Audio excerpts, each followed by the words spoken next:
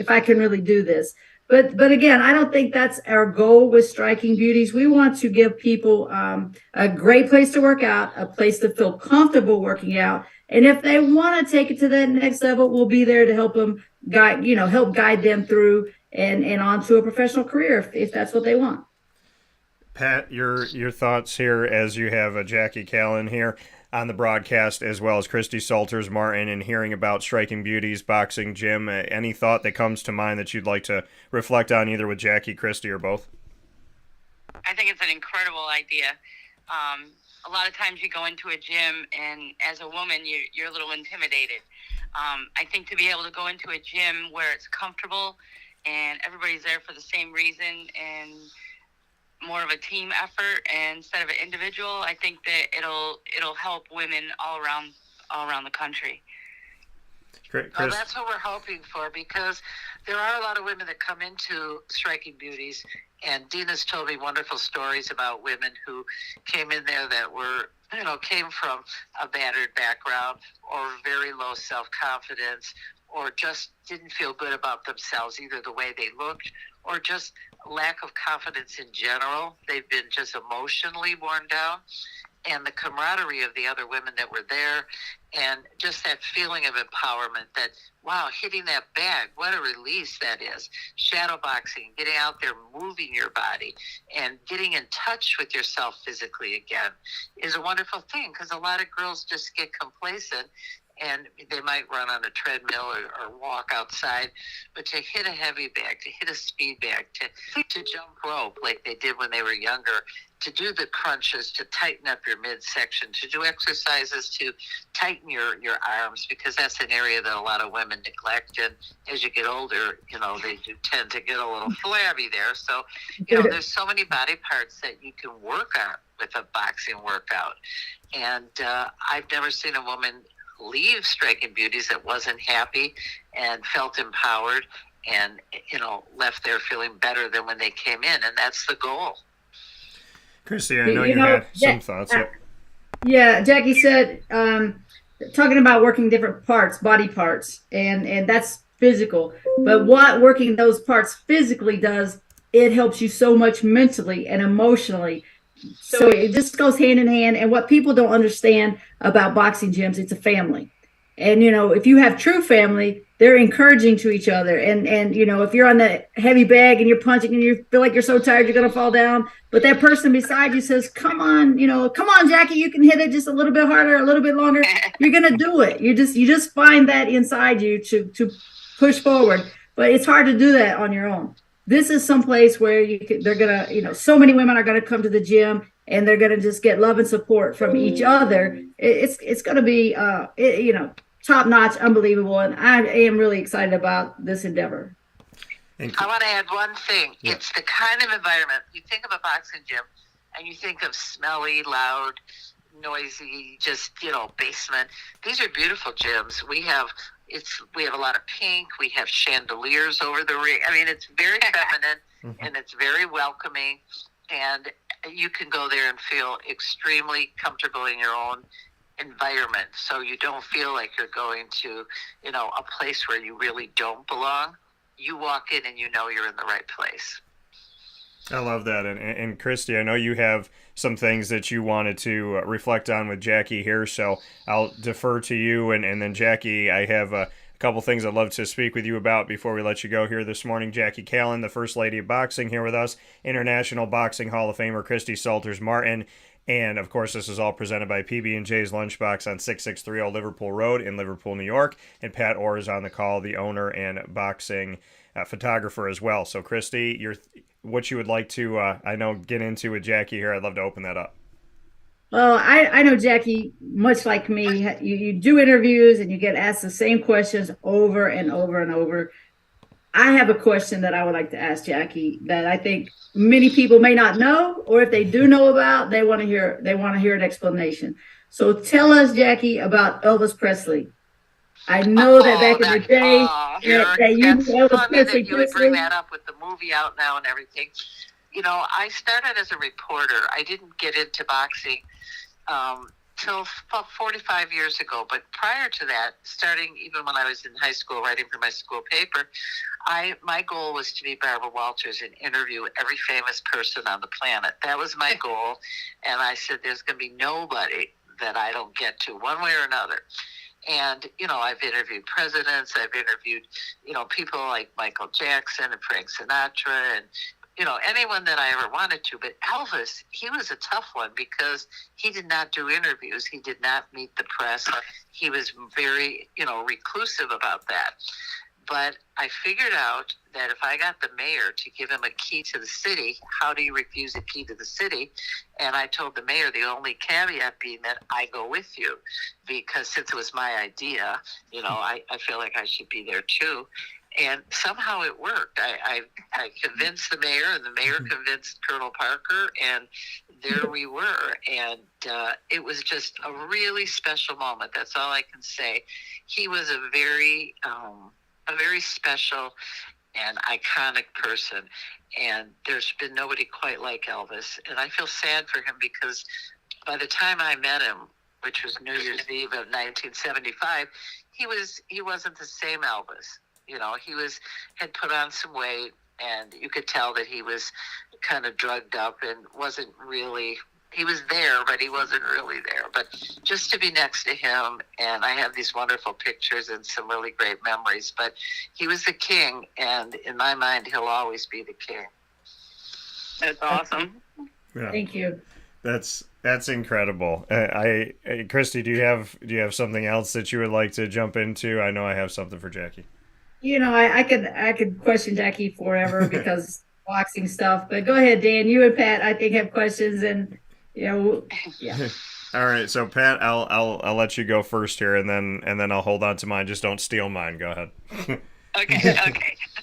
Jackie, I was wondering, who is tougher to manage, Bronco McCart or James Toney? Oh, that's a joke, right? Yeah, it kind of was. Yeah, because that's a trick question, I'm sure. No, obviously, two different personalities. Obviously, I interviewed, managed both of them.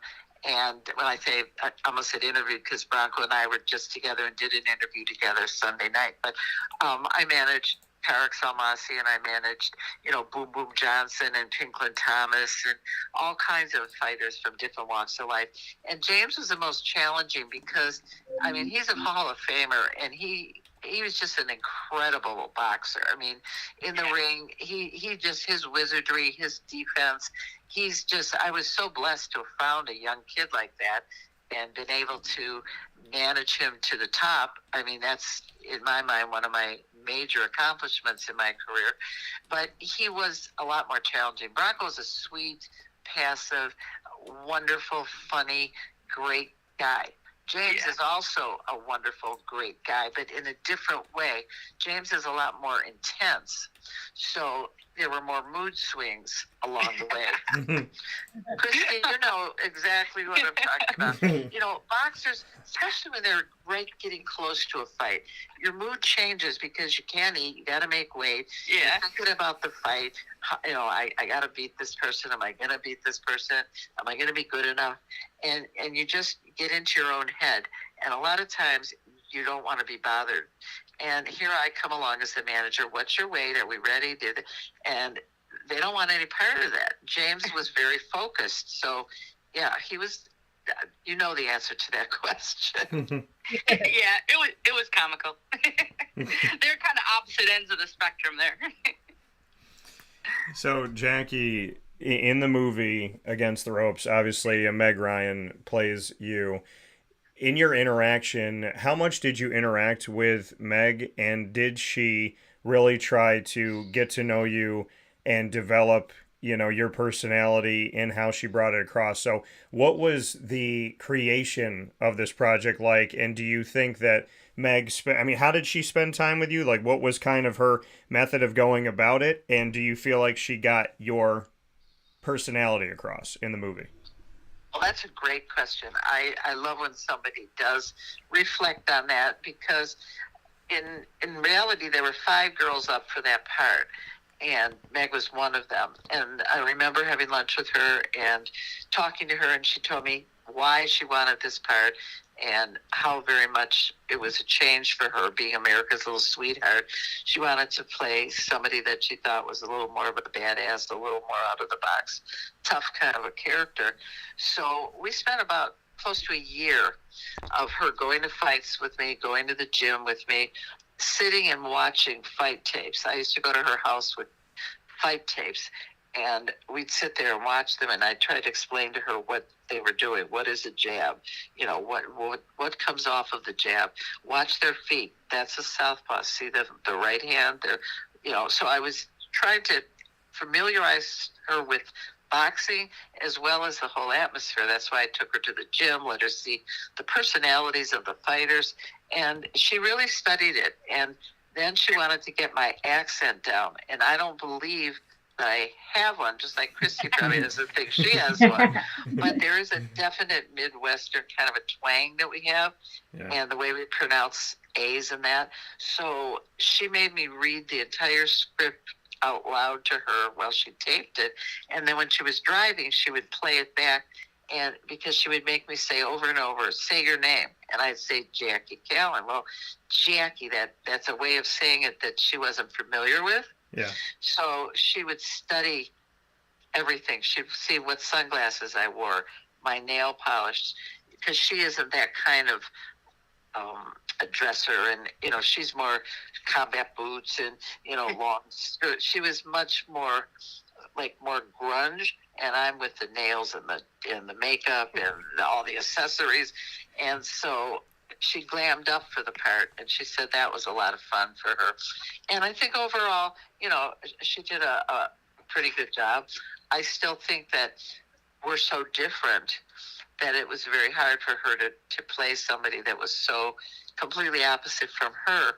But she certainly put in her time studying, and I know she did the best she could.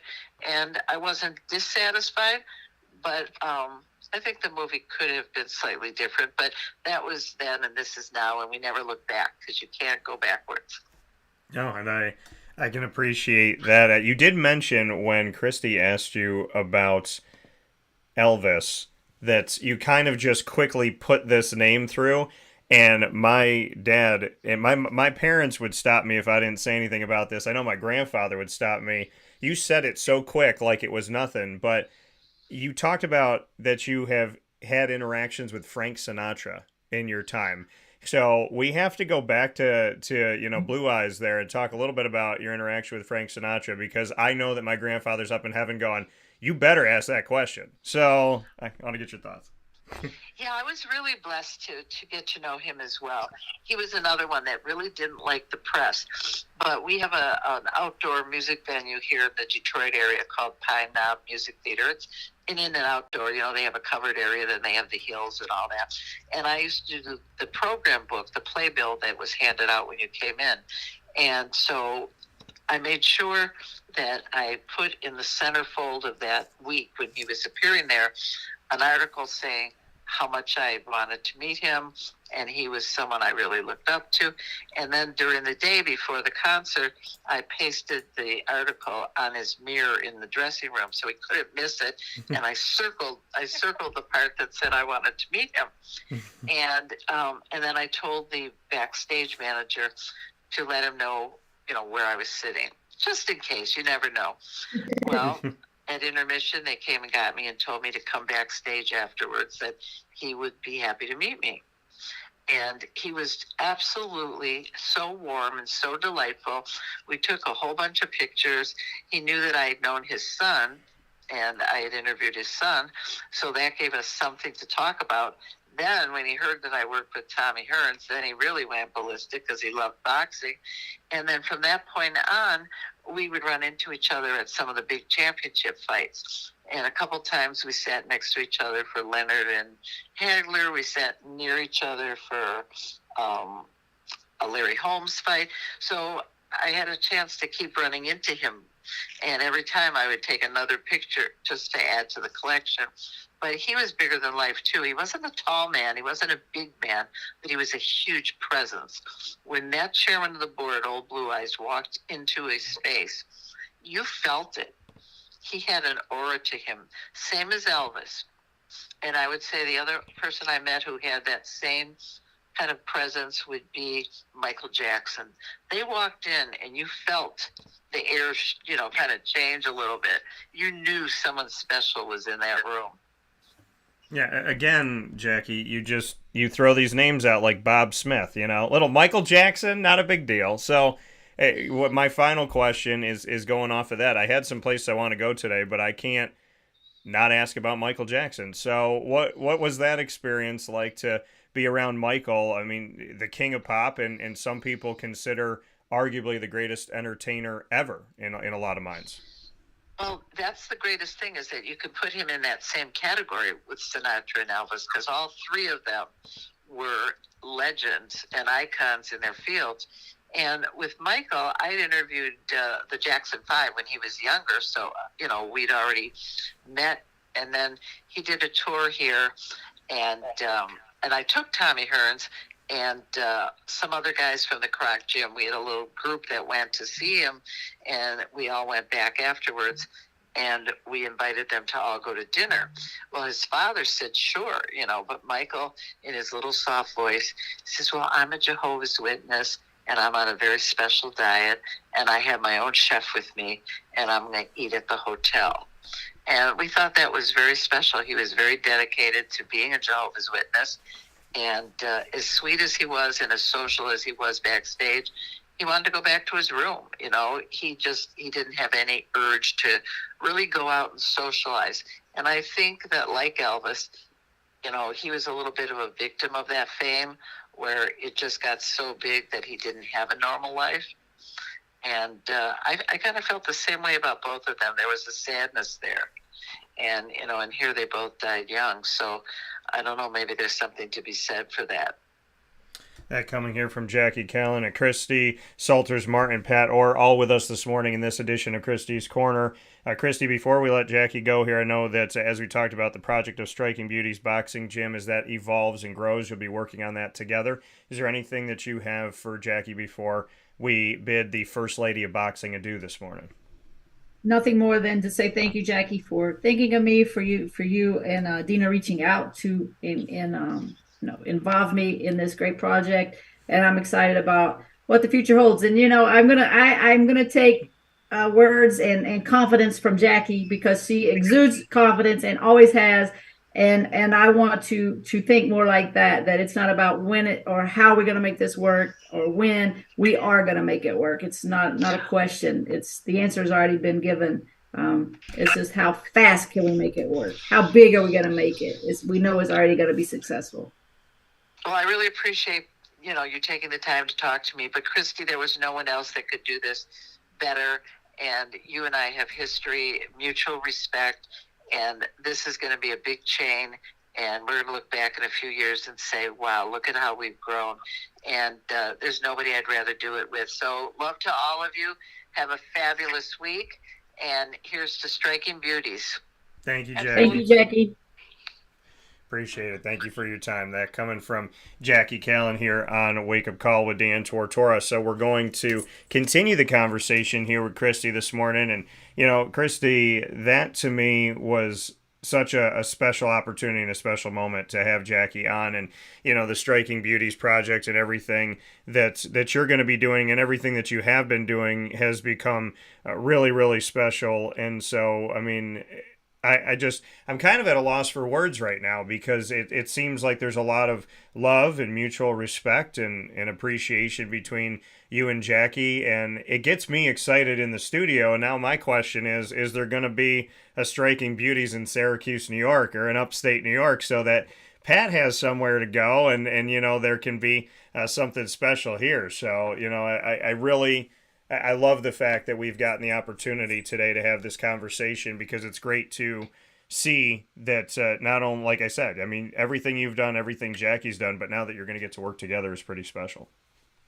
I think it's, I want to look at it as two powerhouses teaming up, and like she said, she's more business minded. She's done this stuff on the outside of boxing, managing world champions, promoting world champions. She's been at the highest level, and I was in the ring doing this stuff physically, and I think that's going to be where we're gonna meet and be such a strong team, because we're both bringing different qualities to the package, and I'm going to be working on devising a workout plan. We're also going to, as I keep saying, we're going to work on these programs where different women or men from domestic violence situations can come in.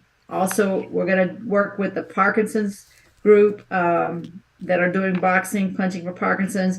So there's so many things this gym's going to do for the communities that we're going to be in. Yeah, I'm excited about it. Pat, I just was speaking with Christy that there should be one of these Striking Beauties boxing gyms here in Syracuse, so that you have a place to go out here and get to experience it. What are your thoughts on what's going on with Striking Beauties, and could you find yourself in a gym like that now that you've heard a little bit more about it? Oh, I think it sounds like a great idea. I would definitely go to a gym like that. I'm actually thinking of going to a gym now, but a little intimidated by gyms. The bigger ones are a little glitzy and kind of hard to deal with some people, but I think that this type of gym is going to be wonderful. Just to be able to go and feel comfortable and work with people that have the same things in mind is, I think, is important. And I think that, like, just the way you talked, Christy, about it, and just finding out that this is something that you're working on, you acted like you've been with them forever. So I think that your knowledge and your dedication is something that they definitely need, because you have the business end, but then you have to have, you got to have the fighter side too. And I think that's important. Thanks, Pat. That's what I was saying. I really think that Jackie and I we're a good combination, because she's definitely much stronger business minded, and she's a people person as well. But I've been in the gyms and the grunt, and not that she hasn't, but this is what I know, and this is what I can bring to her and say, yeah, I know you see that as a manager, you've been in the business, but this is what we as fighters were really thinking. Sometimes managers don't really know what was going on in the fighter's head. And again, with the different programs that we can involve with the gym, I think it's going to be a home run, no doubt. Yeah, I mean, it sounds like it's going to be an awesome place, and I love that, like you said, it's not just for specifically one type of situation. It's not that, okay, it's a gym for boxers. It's a gym for everybody. It's a gym for people to feel safe. And as a man, I think about it from my perspective, and I know that maybe not every man thinks about it this way, but I always think about the safety of women in a gym, because some guys go to gyms so they can stare at women and watch women work out and make, and it's uncomfortable. And I always look at things like, I'm single and I'm looking for love out there, whatever you want to call it. But at the same time, I also have like this dad mentality.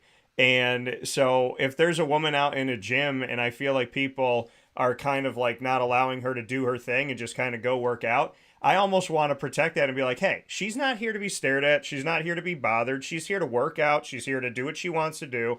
This is for her life. Let her live her life and go about her business. So I think having a place where women can kind of just walk in the door and go, take a breath and not have to worry about who's watching me, who's bothering me.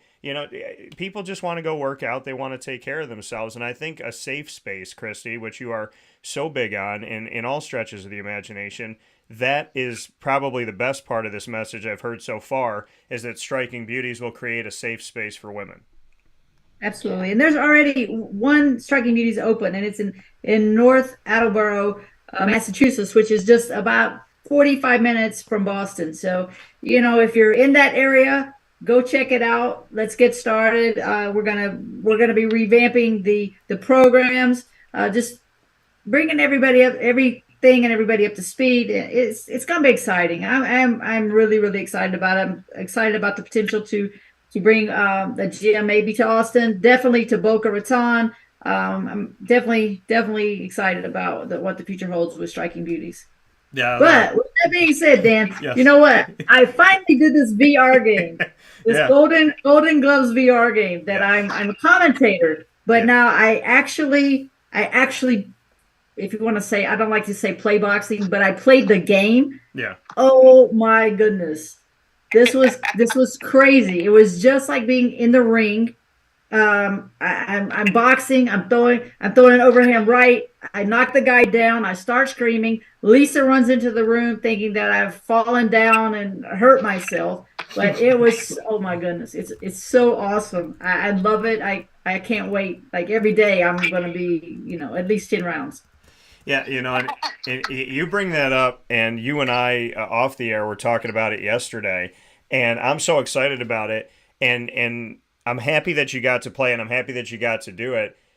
But now it's the petition for Pat and I to get to play, because we have to now try to be able to be as good as you, and or at least be like a far and off in the distant second. But we got to figure out how good we are at this. So, Pat and I are now, we want to get into it. I mean, ever since you and I started talking about it, Golden Gloves VR. So go check it out, everybody. Hey, this is something that I wanted to do, Pat wanted to do, and then Pat called me up late a couple nights ago, and she goes, "We need to play this game because we need to be better than Christy." So, right. Well, first of all, I'm not a gamer, so I'm probably not really good at whatever it takes to be a good gamer. But oh my goodness, do I love this! I mean, over the top, and the way the Golden Gloves VR game is set up. We haven't gotten there yet, but we're going to have it where like I can be your coach and you can be hitting the bag and I can be correcting you. So we'll have classes on there. This virtual reality stuff is crazy, but it is pretty cool. It's scary. If you think about it, like I could be in your head. Yeah, well, that's the thing is I'm going to be out there. Yeah, I mean, I just feel like I'll be playing the Golden Gloves VR game, and I'll be hitting, and I'm thinking I'm doing a good job, and then here's Christy in my ear going, "That's not correct. That's not right. I got to go to the lab. What are you doing? Why are you doing that?" Because I remember when I would play Madden, that Madden would make comments about me, and I was like, man, mind your business, okay? Yes, I'm going for it on 4th and 27. I don't want to hear what your thoughts are about this. It's a video game. I'm trying to live my life. So, Pat, your thoughts on Golden Gloves VR, because you and I have talked about it, and I've now asked Christy to find us a way to be able to play this game because we got to get practicing, we got to get right with it. I want to do a video eventually of all of us playing this game, Golden Gloves VR, where you can kind of see, even if I do like a little sizzle reel of how we look playing the game, because I think it would be great to have that interaction and I really want to see Pat box, because Pat and I talk about the things that sometimes frustrate Pat, and I would love for Pat to take out those frustrating moments on Golden Gloves VR, because I think Pat's got she's got some bite to her, and I definitely want to see what she brings to the ring in Golden Gloves VR. What do you think about it, Pat? Oh, I want to play it. I've never played video games, so I'm a Pac-Man person. So give me the machines with a little joystick, and I can play. But these games on the video games, these kids play all the time. I am not good at all. So it'd be interesting to see if I could pick up a little boxing, but I'm in no way a boxer. So I would probably have fun with it. I might have to have a couple beers before I play, but probably be more fun watching that. But and Pat's a southpaw. Ugh. Yeah, she said you're a southpaw. I am. Yeah. So you're going to bring that different style of energy. See, my thing is, Christy said it. Virtual reality stuff is so, you want it to be real, and then the more real it is, the more terrifying it becomes. So you I want to be submerged into, I want to be in this world. I want to feel like I'm literally there. I'm in the ring, I'm on the ropes. I'm putting my gloves on. I want to feel that this is a real thing. But we say that going into it, but then when it is real, like Christy said, it's kind of like a little bit terrifying to be like, okay, this person's like in my face. This is a real thing. So Christy, for what you thought it was to what it actually is, like when you were told this is what the game's going to be, this is Golden Gloves VR, this is what you can expect, from what you were told in the preliminary stages to actually playing the game, how much more was it than what you thought it was, and did you really feel like you got immersed in it? Well, so with that question, let me explain something. So Yeah. I told Pat this story. I was setting up, doing all the setup, this and that. So I put the grid, and there's a grid that's obviously on the floor, so you don't bump into the wall or furniture or whatever. You have yourself a little grid.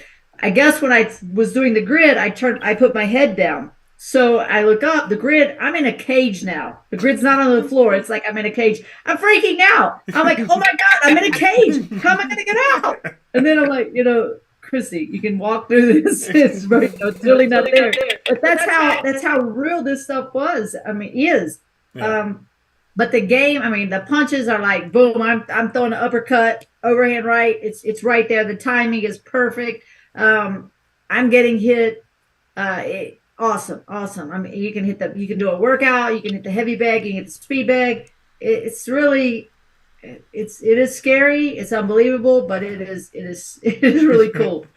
Yeah, no, I would love to have us play this sometime soon. I'm happy that you got to do it. I like that you said that Lisa, not that I like, but the comedy of Lisa running to you thinking, oh my gosh, she fell, she banged into the table, what happened? And so when she walked in the room and she opens that door and she thinks, oh, what happened to Christy? And then she just sees you like in your stance doing your thing. What was her reaction? She's like, oh my God. And I'm like, no, put this on. You have to do it. Do it. See what I'm talking about? But I'm like, Lisa, I knocked the guy out. And I was, throwing some 4-letter words in there because I was so excited. I'm like, I knocked this guy out. You can't believe it. And, yeah. So I gave her my headset and let her throw a couple punches. And she did the same thing. But I at least kind of stayed in my area. She goes and she is banging into tables. So, yeah, it was a lot of fun. A great time for you guys to hook up with us would be at the amateur tournament in Hartford, Connecticut, July 13th through the 16th. We're going to do the tournament down there. Aaron is also going to be there with the game, have it set up like where people can compete against each other. Of course, you'll be able to practice before then, but that'll be a great time for you guys to come and really be part of the interaction with the game. Yeah, Pat and I are going to be on the same team because I'm not going to box Pat. I love her too much, and I don't want her to knock me out. so I think you have a bad image of me, Dan. No, I don't. I don't have a bad image of you at all. I just know that you and I and Christy have all dealt with some really special people in history, and if I'm going to put those gloves on, I'm going to think about, all right, I got to put this head on that body, and I got to go to town on this thing. So I'm going to feel bad afterwards because I'm going to take everything off and be like, Pat, I'm sorry, I didn't see you. I saw somebody else on your face. So let's jump into Golden Gloves VR. Jackie Kallen was on the show today. Striking Beauties Boxing Gym. So many great things going on. We're going to play some rapid fire as we always do in Christy's Corner. We are bi-monthly every other Tuesday at 9 a.m. Eastern Time exclusively on Wake Up Call with Dan Tortora. And always happy to have the champ here with us. That's why in the corner it says champ, because that's exactly what she is. And I love that when Jackie came on, she said, First Lady of Boxing outside of the ring, First Lady of Boxing inside the ring, she gave to Christy Salters-Martin. So what a beautiful sentiment, and I agree with it wholeheartedly and was thinking about that, so going into it. So with that being said, Christy, I'm going to ask you, you'll ask Pat, we'll go back around like we typically do here. So my question to you this morning, Miss Martin, is, we've heard so many stories about Jackie and the people that she met. Who have you met and who have you crossed paths with in your life that you think, and it could be somebody that's famous to many, or it could be someone that maybe, didn't have their name out there at the time or whatever it is, but who do you feel like you crossed paths with that you had such an experience with that you'll never forget? one person, well, I mean, lots, because I've been very lucky to meet a lot of really cool people through boxing. But one of the really awesome things that happened, I am walking out of the ring at the MGM Grand, fight's over, and you learn as a fighter, just even though you hear people yelling your name, just keep your head down and keep walking, because that person that's yelling your name may not always have something positive to say. So I'm walking back to my dressing room. I keep hearing Christy, Christy, Christy Martin, Christy, and I'm like, just keep walking. And finally, the voice says, "It's Tony Curtis," and I'm like, "Whoop," and then walked right back. I'm like, Tony Curtis. That's of course, you younger viewers may not know who that is, and if you don't, Google him. Jamie Lee Curtis's dad. I'm pretty sure everybody out there knows who Jamie Lee Curtis is, I guess. So that was awesome. That was awesome. I actually ran into Sidney Poitier in a restaurant in LA with Gloria Allred, which wasn't so. Yeah, that one I don't have much good to say about. But to me, Sidney Poitier was, you know what? That's up there with like maybe the top person that I feel like very iconic that I was able to meet. Yeah, no, that's awesome, and I love that. And like you, I mean, and I think it was interesting what you said is that when at the end when you hear people calling your name, you don't know if it's good or bad, right? And I'm thinking about like the safety of it all. Someone's kind of like hanging over, yelling at you. It's like you don't know, are they going to throw something? Are they going to like slap your hand? What are they going to do? So, I mean, that's it's something we don't talk about a lot is when you're coming out of that ring to just get out of that ring and to just keep walking and put yourself in a safer spot, which is interesting. But there are those moments, and you also brought up that thing when someone keeps calling your name, and so many of us, we go out in public and we hear our name and then we go, nah, it's that we're just hearing something. We keep walking, and and I've got it before. It's like, Dan, did you not hear me? And I was like, I thought you were calling another Dan. So you just keep going. But that's pretty special that you had that with Tony Curtis. Was there anything that he said that day that stuck with you? You know what? I think I was so excited that just to meet him. I can't even remember other than he was like a fan, and that's unbelievable. Like it's even to me, it's unbelievable that Tony Curtis even knew who I was, even though he had just watched me fight. But he took the time, the energy, and the effort to get my attention to say, "Great fight, I enjoyed it." I mean, that meant a lot to me. Yeah. No, it's very special, and his career incredible, spanning many decades. Christy, your question for Pat. Pat, who would you say is the most famous person that you've been able to photograph? Wow. Oh boy. I mean, I've photographed a lot of famous people that have come to the Boxing Hall of Fame. I'd have to say the one that I was most excited about was Neil Leifer. He's the photographer that took the picture of Ali overlisted. And when he was inducted into the Hall of Fame, it seemed like he thought I was his personal photographer sometimes, having to take all these pictures of him. But it was an honor to do it because years before I was at Atlantic City for a fight. It was Murky Sosa and Prince Charles Williams. And Neil Leifer That was a war. That wasn't a fight, Pat. That was a war. Oh, that was a war. Yeah, that was a war. And Neil Leifer was there doing a photo shoot on Michael Buffer. And he came over to me in between fights or before they started and asked me what my light readings were. And I just sat there like, what? Like, you don't know what the lighting is here? You're Neil Leifer. So I got my meter out and I told him, and he's like, oh, thank you. And then he ends up being inducted, and I got to cover his induction into the Boxing Hall of Fame. And it was an honor because he's an icon. Cool.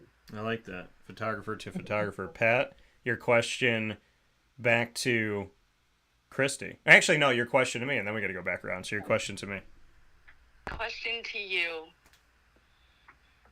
So being in the middle of March Madness, Mm-hmm. and SU's out of it, so I lose interest when my team's out of it.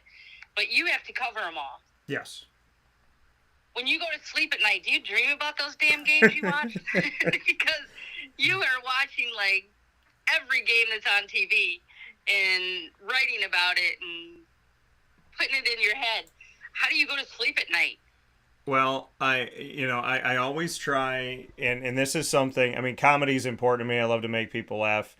And so before I go to bed, I make it a point to try and watch something funny so that I can kind of just relax. So I've been watching the movie Tag, and I've watched it more than once, and it's about these adult men who, I mean, these men that were just, it's a story about how they never stopped playing tag against each other, and they would have like a month each year where they would just show up.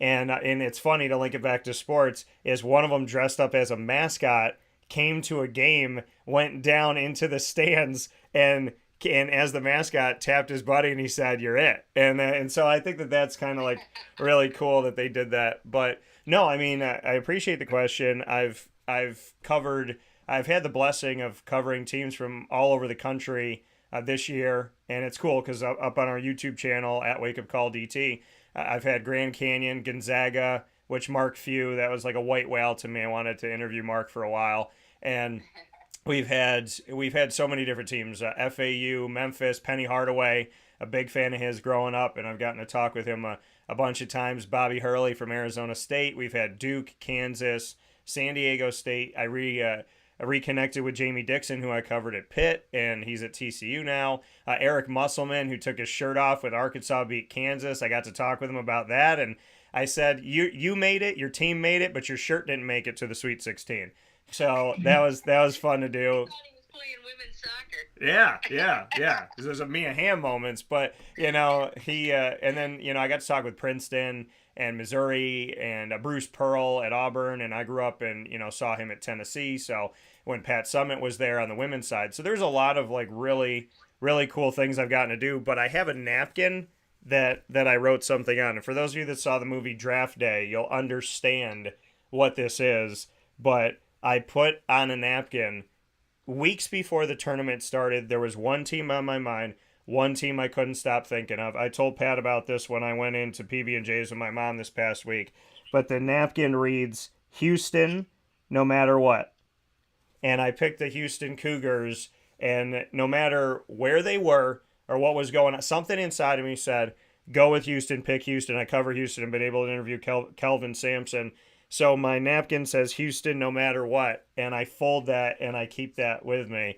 So to answer your question, yes, I watched the games, and yes, this weekend was noon to midnight for 4 days. It was actually Thursday, Friday, Saturday, Sunday, noon to midnight. Went to the games with my dad in Albany and went to bed at 4:30 in the morning, Monday morning, yesterday. So I've been going to bed 1 to 2 in the morning, and that was 4:30. So I feel like I need to do, some people do day drinking. I need to do some day napping. So I think I'm going to do that. But I appreciate the question. I don't dream about it, but I don't even know what I dreamt about last night. But I know when I have good dreams and I know when I have weird ones, because I woke up this morning going, I don't know where I was last night, but I don't know if I want to go back there. So I know that. All right, Pat, my question for you. Okay. Here's a fun one, and I'm going to change it from, there's a question I've asked before, but I'm going to change it up. I've never asked you this before, but you, Christy, Lisa, and I are all, and Sue, we're all going to go somewhere. So you and Sue, Christy, Lisa, and myself, I'm the free agent, so make sure we go somewhere where I can meet somebody. But we're going to go on a trip, and we can invite 3 celebrities. Where do we go for the trip, and what 3 celebrities are we bringing with us besides, of course, Lisa and Christy? Oh, boy. It has to be 3 celebrities? Yeah, 3 celebrities. Anybody in the world. Where are we going? Who are we taking? Let's see. I'm thinking either Vegas or Key West. Okay. Kind of opposites. As far as celebrities, boy, I'd have to say Mike Tyson, so you can get to interview him. Okay, I like that. Thank you.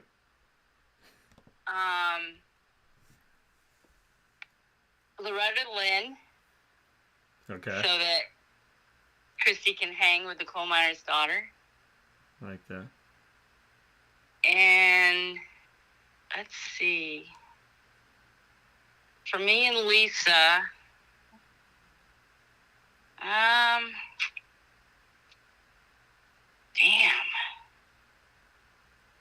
I can't even think of it. I'd probably say Patrick Mahomes.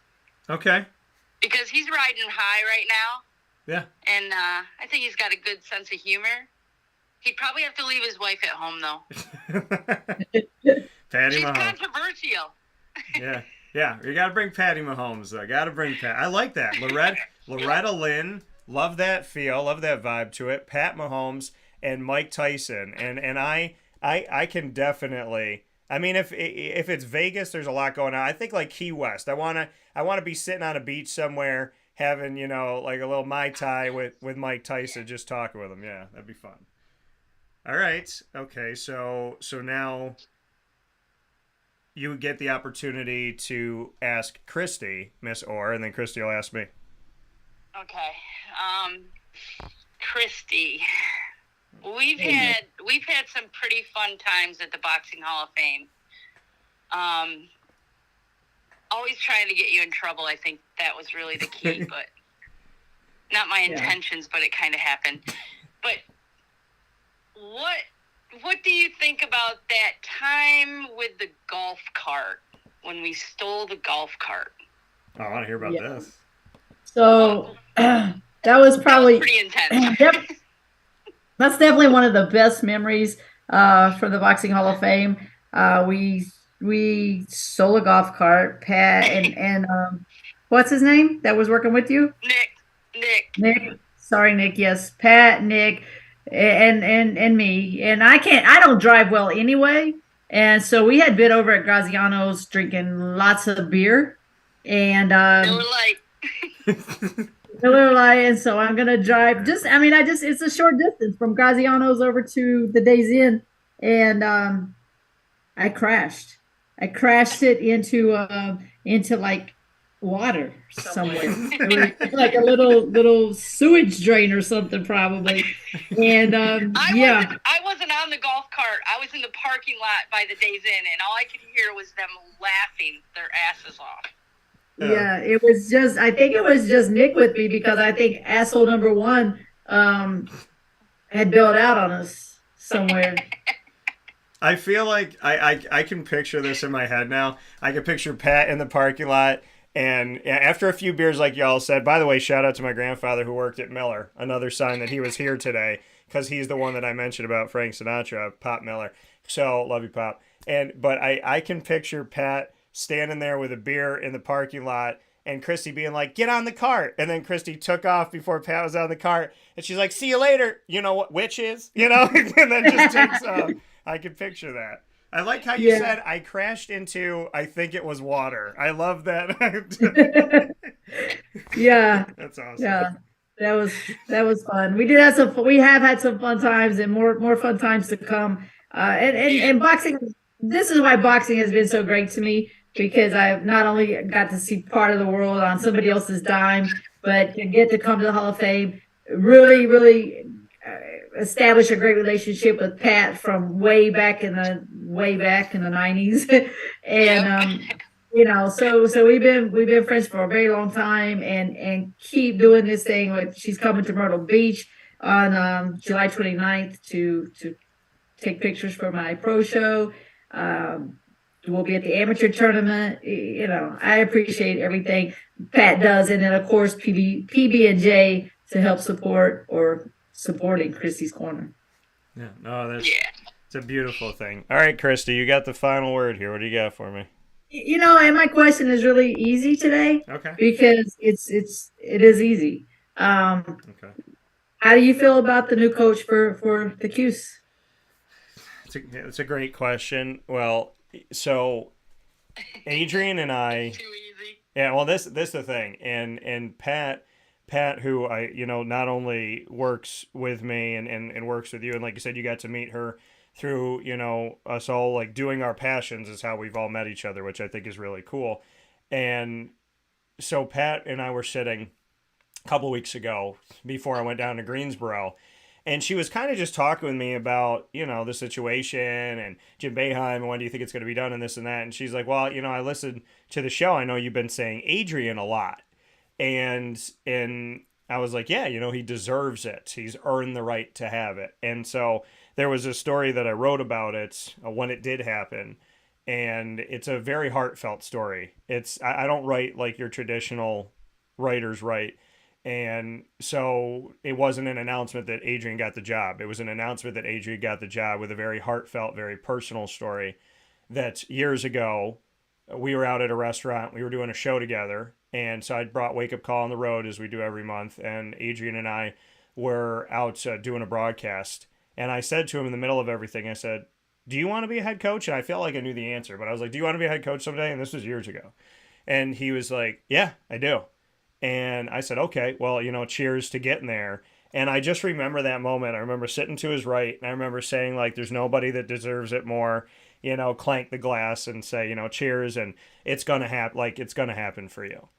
So did I think it would happen at Syracuse? Not necessarily. And I'm happy that it did. He definitely earned it. He deserves it. I think this is just me, and Adrian could say that I'm wrong. But I think they're going to recruit more speed. I think they're going to recruit more length. I think they're going to run more. I think they're going to get out and transition more. I think they're going to switch up their defenses. I think they're going to play zone and man, potentially play a mixture of defense. And I think we're going to see a different brand of basketball. And I'm excited for that. I think it'll, maybe have a little bit of a connection back, but I think it's going to be different. And how do I feel about it? He's a friend. You love to see your friends succeed. You love to see your friends get awesome opportunities. And I'm the type of person where I'm not happy unless we're all eating. So I know some people just want to eat by themselves, but that's not fun to do. So I love seeing my friends eat, and I'm very excited to see it. I will defend Adrian. I will be by his side, and I look forward to, I don't measure success on simply wins and losses. So I think that this is a beautiful moment for Syracuse basketball, and I hope that people pay enough attention to see how beautiful a moment it is. And one of the first things that Adrian said was, we are going to be more aggressive. Yes. He wants to play smash mouth basketball. And Syracuse has been kind of a finesse team for years. Yeah. They haven't had that aggressive player that's, other teams are going to be afraid of, and it's going to be interesting. It's going to be fun to watch. Yeah, I'm very excited. So, Christy, thank you for giving me the layup, pun fully intended, on that one. I like that. But Christy's Corner here today.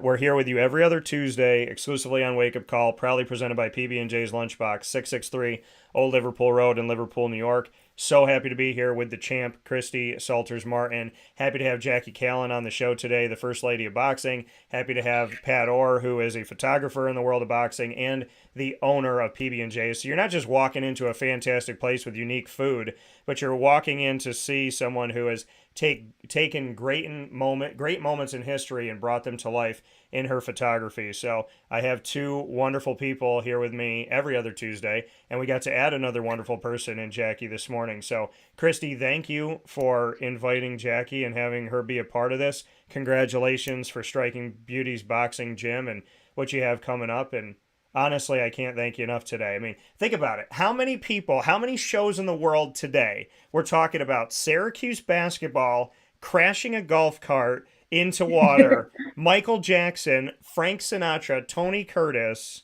and Elvis. I don't think anybody else did that this morning. I don't think so. No. So with that being said, Get them all beaten. yes, and Pat, let us know really quick here, since Christy and I are glutton for punishment, and I've been into PB&J's, and I got last week I got lunch and dinner at PB&J's. Got lunch with my mom, took dinner to go. The food was incredible. So tell us what the special is today, just because we want to make everybody hungry. Today we're having Korean steak tacos, and they're made with tenderloin, which is, we know, the tenderest meat out there, and they're delicious. So come on in. It's Taco Tuesday. I love it. So good tacos coming up here. Christy, as always, thank you, Pat. Thank you to Jackie again. And Christy, thank you for everything that you're doing. I don't think that you fully know, Pat and I know, but I don't think you fully know the champion that you are outside the ring, inside the ring. You're just a wonderful person to work with and work alongside. And you're one of those people that you want to see succeed in every way. So thank you for doing what you're doing, and please know that you're appreciated. Thank you very much. All right. I'll talk with you all soon.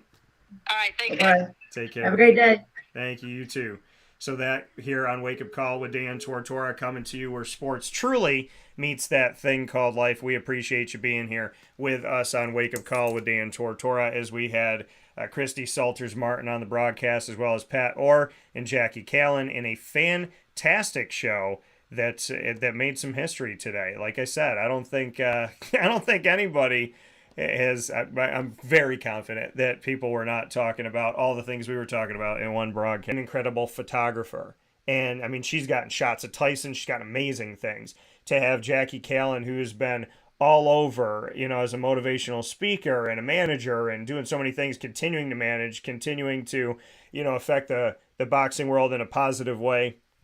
And to have this movie Against the Ropes, and to be a broadcaster herself, and to, interview the people she's interviewed, and have the connection she has to Michael Jackson and Frank Sinatra and Elvis and countless others, to, Christy.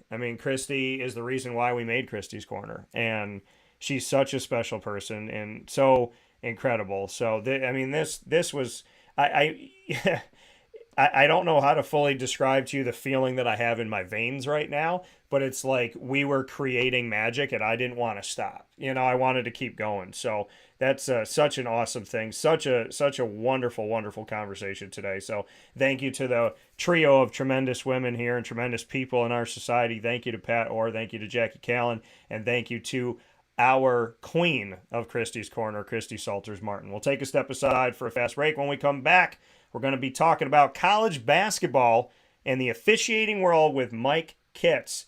The calls and non-calls of the NCAA tournament are coming up next.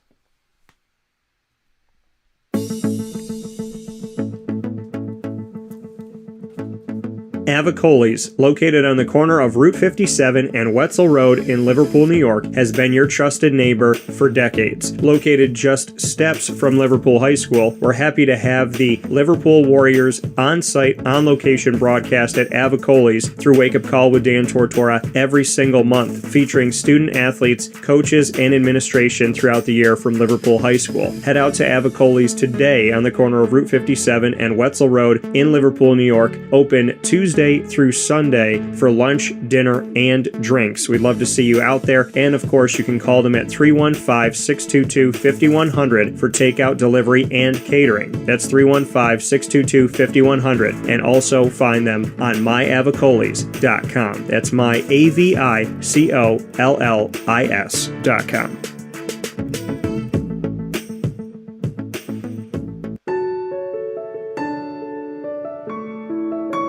Having peace of mind when you're out of town that your furry-loving friend is safe and sound means taking them to Canine Campground, because we all know that when it comes to the love of our pets, it goes well beyond the call of duty to make sure they're safe and sound. Right, Lily? So take a ride to 242 Johnson Street in East Syracuse, New York, and see Canine Campground and where your dog will be staying, in the classic cabin, the executive cabin, the grand cabin, or of course the luxury cabin, because if you know Lily, you know she loves luxury. Now you don't have to wait to the last minute to find a family member or a friend that'll take your dog for a few days. Call Canine Campground at 315-299-4013. That's 315-299-4013. Their drop-off and pickup times are Monday through Sunday. Check K9campground.com for more information. That's the letter K, the number 9, and campground spelled with a K.com. K9campground.com. When you're going out of town, bring your dog to Canine Campground.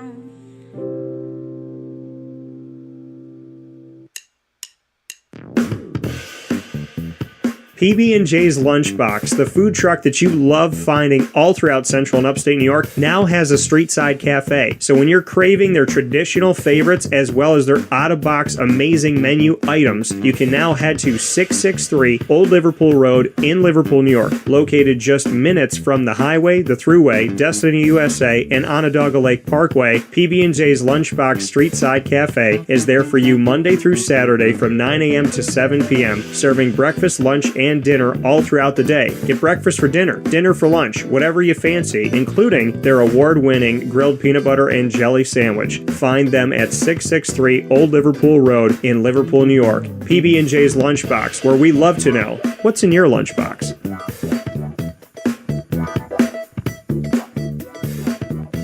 This is a special message from 317 at Montgomery restaurant owner Joel Carpenter. Open Tuesday through Saturday for your dining pleasure on 317 Montgomery Street in Syracuse, New York. We wanted to be a part of the resurgence of Syracuse. We saw a lot of money being put into bringing people back downtown and thought that, we'd like to be a part of that. I love putting together a good dish where people see it first, they fall in love with it, and then it tastes just as good as it looks. We want to provide the best food in Syracuse that we possibly can, and we want you to leave here talking to your family, your friends about what you had to eat first and foremost, but also our service, and to walk out feeling like you're part of our family. I work out in the front of the house a lot, and I love walking to every single table, asking them how everything is, and people looking at me and smiling and saying, this is the most amazing short rib I've ever had. This is the most amazing filet I've ever had. And Donna is great. Sarah's amazing. Thank you for coming over and talking to us. And then them just being truly happy for the experience that they've gotten. 317 at Montgomery Restaurant, part of the fabric of downtown Syracuse, located on 317 Montgomery Street in Syracuse, New York. Open Tuesday through Saturday for a unique and memorable dining experience.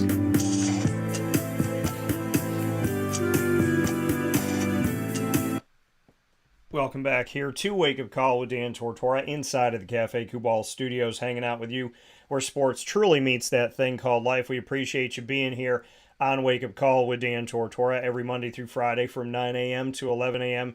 Eastern Time. And, of course, we're on YouTube.com as well as Facebook.com, both /WakeUpCallDT. And you'll also find us on WakeUpCallDT.podbean.com, where we've been on since July of 2012, now broadcasting live from that outlet as we have uploaded to that outlet forever and a day. But now we're here live with them as well. So a big shout out to doing even more work with Podbean, where I got my internet radio started back in 2012, so over a decade ago. So I want to thank them for that. And I want to thank them for being an outlet and a place for me to put the show where, without that, where would we be today if not getting started in that respect with Podbean? So I really, truly thank them for that. And inside of these Cafe Kubal studios and Ma and Pa's Popcorns, what's poppin'? You had Christy's Corner here this morning with Christy Salters-Martin, International Boxing Hall of Famer, Jackie Kallen, who is the First Lady of Boxing, a manager, motivational speaker, someone who, a host as well with TV and radio, who's done an incredible job interviewing incredible people and bringing people together, and they're working together with Striking Beauties Boxing Gym. You heard from Pat Orr, whose company proudly presents exclusively Christy's Corner, PB&J's Lunchbox on 663 Old Liverpool Road in Liverpool, New York. And now it's time to get into my conversation with Kitsy. Mike Kitts here with me, a longtime NCAA official for 4 decades, and on top of that has moved into coordinator of officiating, has worked in the Horizon League, has worked with NCAA Division III, and works with a grouping of conferences where he has the opportunity to oversee and give his thoughts on many officials over a vast array of conferences. So he has been a tremendous, tremendous asset, in my opinion, to the world of basketball and college basketball and sports in general. And we're here today to talk about the calls and the non-calls of the current NCAA tournament. I know fans got to get jazzed for this segment because they probably have a list of things that they want to talk about. We were discussing a couple of them off the air. We'll get into them, but let's bring them in first. Mike, how we doing? Good, Dan. Glad to be here. Thanks for asking me on. And I was in Des Moines, Iowa last week for Thursday, Saturday games for the NCAA evaluating officials. And now I'm in Daytona Beach with officials. I had to get officials for the 16 teams that are playing the CBI in Daytona Beach. So I'm down here now in Daytona. Yeah, and you do so many things behind the scenes, Mike, and I don't think that, people fully understand this. We've talked about it a bunch, but I want to bring it up again. And that's the fact that as these teams are advancing on in the NCAA tournament or the NIT or the CBI, as they advance, so do officials, or they don't. So there's a bracket of officials that's going on at the same time that the bracket of teams is going on. And you're looking and assessing these officials and then giving your thoughts on, okay, I think these people should move on. I think these maybe aren't going to move on in the tournament here. So just what that experience means to you, the bracket behind the bracket, that the officials that first and foremost get picked for the NCAA tournament is an honor. And then based on how they do their job once they're in the tournament, now you're deciding, are they going to move on from Birmingham, Alabama, from Des Moines, Iowa, from Orlando, Florida, whatnot. Like you said, you were in Des Moines, so you're watching the games there, you're watching the officials there, and you're going to give your advice on how many people you think should be moving on to the regionals and then on from there. So there is this behind the scenes bracket, which I think is really interesting, and I'd love for you to talk about it. Yeah, it starts out, there's 96 guys that worked last weekend. And out of 96, they'll pick 36 to move on for this weekend, plus an alternate each side, which is 40 guys. I know the list, Jeff Goodman, how he got the list, I don't know. He tweeted it out last night. My son pulled it up on something, and I saw the 40 guys that are working this coming weekend. But again, it's another tournament within a tournament. And when I sit there and evaluate officials, I evaluate the calls. If it's the right call, I give them a 1. If it's the wrong call, I give them a 2 if I got to play it back.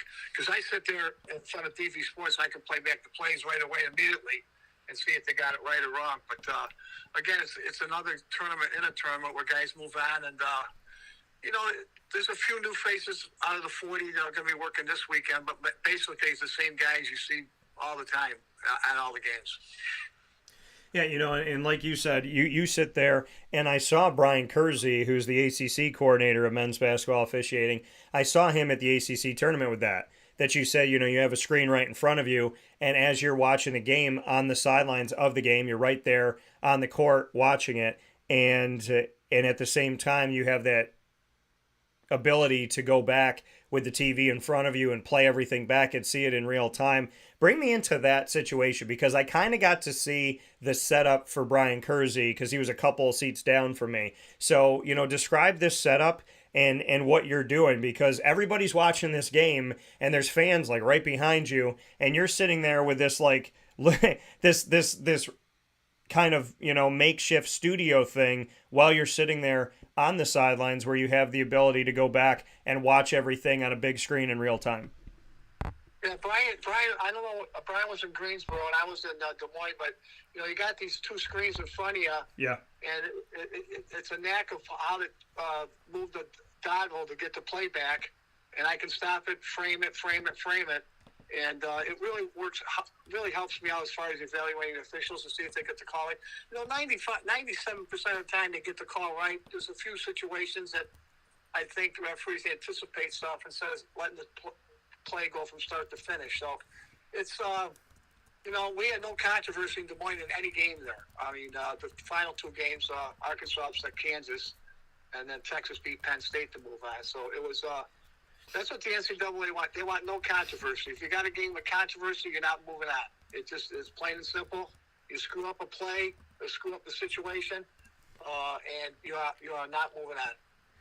Yeah, and you said you didn't have any controversy there. Do you have a call or two from Des Moines, though, that kind of sticks out to you from that pod inside of this year's 2023 NCAA Division I men's basketball tournament? Is there a call or two that you can kind of go back to and reflect upon that you think was one of the ones that, not that you think, but was one of the ones that you had to go back and toggle and look at a couple times?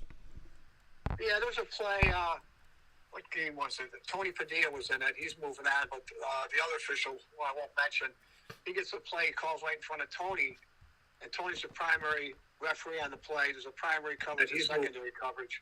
And the referee on the outside calls a foul, and it just the dribbler hooked the guy. It should have been an offensive foul. He called a foul against the player that now comes his third foul, which wasn't a foul. And, that situations like that, when I have a situation like that, I just, put him, I have to say, highly recommended to move on, unsatisfactory. And I gave this guy unsatisfactory and not move on. So it's, other than that, there wasn't a, I'm telling you, my region, there wasn't hardly any controversy at all.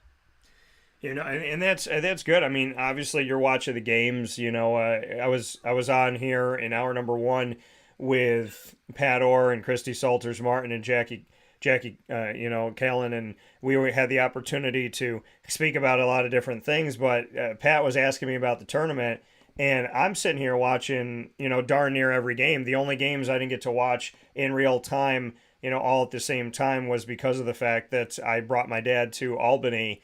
We've never seen an NCAA tournament game together in the stands together. So I brought my dad out and we saw the Miami, Indiana game and UConn St. Mary's. And I'll get into those in a moment because you and I were talking off the air about a call that was ridiculous, in my opinion. But when you're at these games and you get to experience it, you're seeing the ones that you're seeing there in Des Moines, Iowa. But I would imagine that you're like me, Mike, and you're just, going back to the hotel, watching these other games, looking at this other stuff.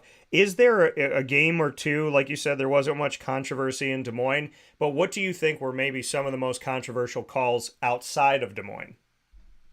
The one play we talked earlier about where the guy blew a shot clock violation in the St. Mary's UConn game. Yeah. He was totally wrong. I would imagine he wouldn't be moving on.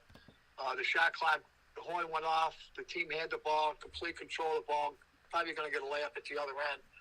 And the referee blew the whistle, which stopped the play, which now the team's got to take out of bounds. They don't get the 2 points. You can't have plays like that. If you get plays like that, you're just not going to move on. So this guy, I'm not mentioning his name, but I know he's not moving on. No, and that was, we were talking about it, and for those that maybe didn't see it, when St. Mary's was playing up against UConn in Albany over the weekend here on Sunday night, I was there with my dad, and UConn had the ball. UConn comes down, and the shot clock was getting low. St. Mary's steals the ball. They're in full possession of the ball. They're literally at midcourt. So UConn had lost this. There was maybe, let's say there was 2 seconds left, 3 seconds left on the shot clock. They lost the ball. St. Mary's had the ball. So the shot clock there should have been no horn, no nothing, because life had already moved on. And St. Mary's, one of their guards, was bringing the ball up the floor, got to midcourt, and the official that was right at midcourt blew the whistle for the shot clock violation, and then had St. Mary's take the ball out of bounds from where he was standing at midcourt, as opposed to letting them go in transition. And I looked at my dad and I said, I'm pretty confident, having played basketball most of my life growing up and watching basketball and appreciating the sport, that if you are in full possession of the ball as the other team that was not on offense, that shot clock violation is null and void. Now, if they were fighting for the ball and the shot clock violation went off, okay, nobody's in possession of the ball. Or if the team, if UConn still had possession of the ball, then it's a shot clock violation. But never in my entire 37 years of existence have I seen somebody call a shot clock violation and stop play on a fast break with a team that clearly had possession of the ball, Mike. And I just remember looking at my dad going, I've either lost my mind or that was the wrong call. Yeah, the other scenario in that play is that the guy at the shot clock, as soon as the possession was gotten by St. Mary's, he should have turned off the shot clock and not the horn wouldn't have went off. Yeah. So when the horn does go off like that, the referee got kind of not ready for it, and he blew his whistle, and he shouldn't have. But the other thing is the guy operating the shot clock, when the possession was gained by St. Mary's, he should have turned off the shot clock and not let the horn go off. Yeah, no, absolutely agreed. And my sentiments as well. I do want to ask you about this one too, with the Memphis Tigers and the FAU Owls. Now, FAU, give them credit. They won the game, right? FAU won the game over Memphis with 2 seconds left. I think it's like 2.7 when they were going for the layup. So FAU wins the game. They move on. They face Fairleigh Dickinson. They beat Fairleigh Dickinson. They're in the Sweet 16. I don't want to take anything away from FAU. I do want to say this, though, because this is reality. FAU, on the possession where they got the layup to go up by 66-65, should have never gotten the possession because Memphis, and I mean, you could give me your thoughts. This is my thought. From me seeing it in real time, and I taped every game, so I'm going to go back and watch them. People are like, what are you going to do with the tournament not being on until Thursday? I'm going to go back and watch all the games and pretend like it's on Monday, Tuesday, Wednesday is what I told people. So when you go back to that Memphis game, Memphis goes to the floor. They grab possession. They're on the ground.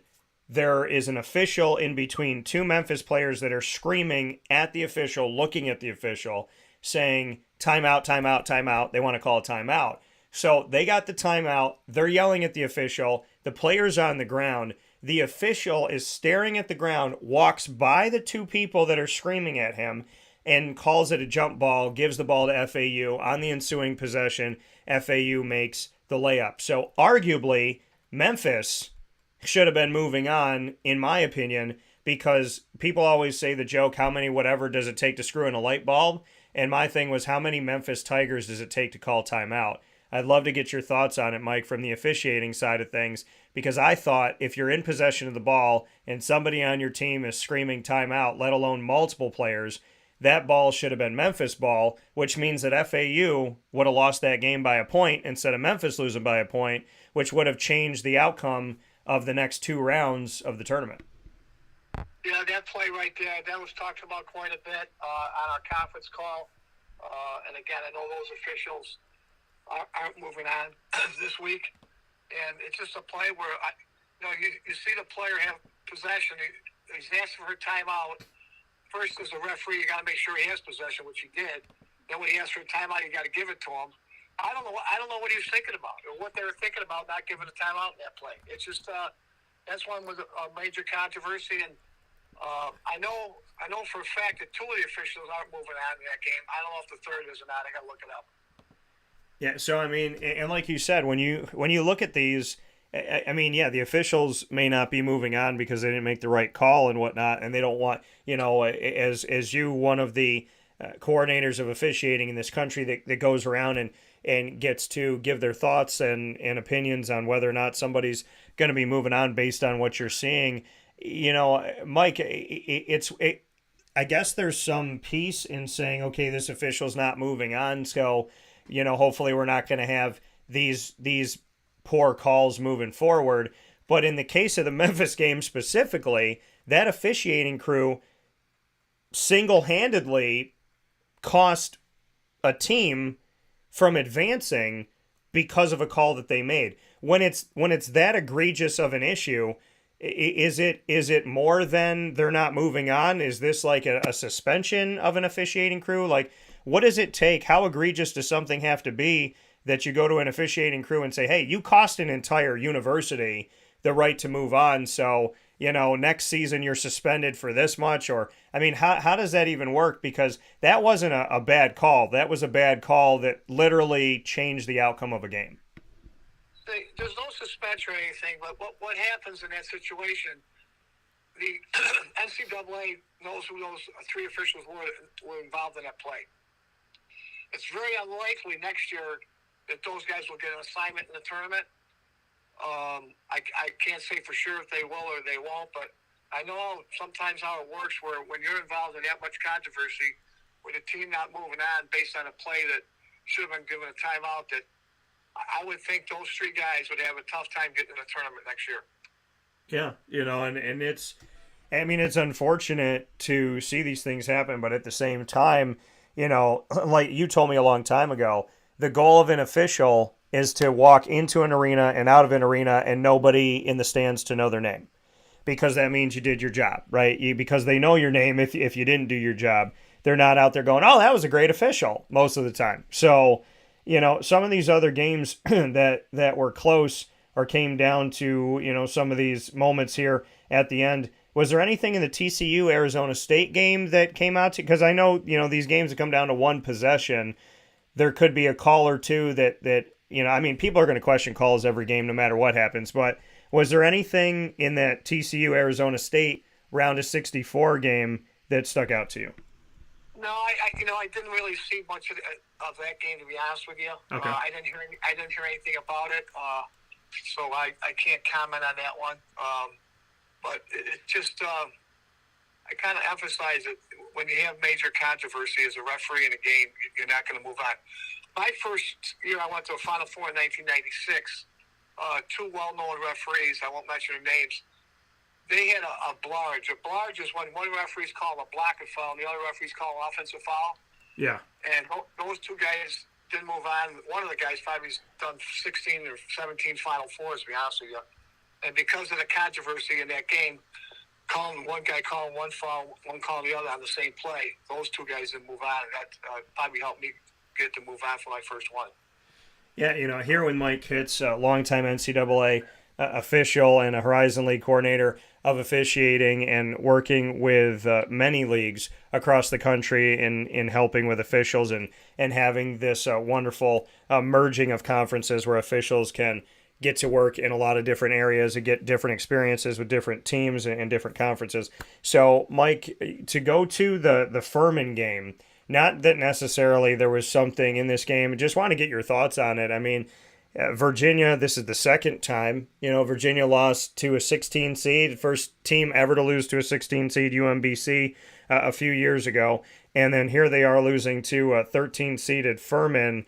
Bring me into this, because at the end of the game, as an official, you've been on the floor for so long, and now you're still on the floor on the sideline watching these screens and looking at everything in real time.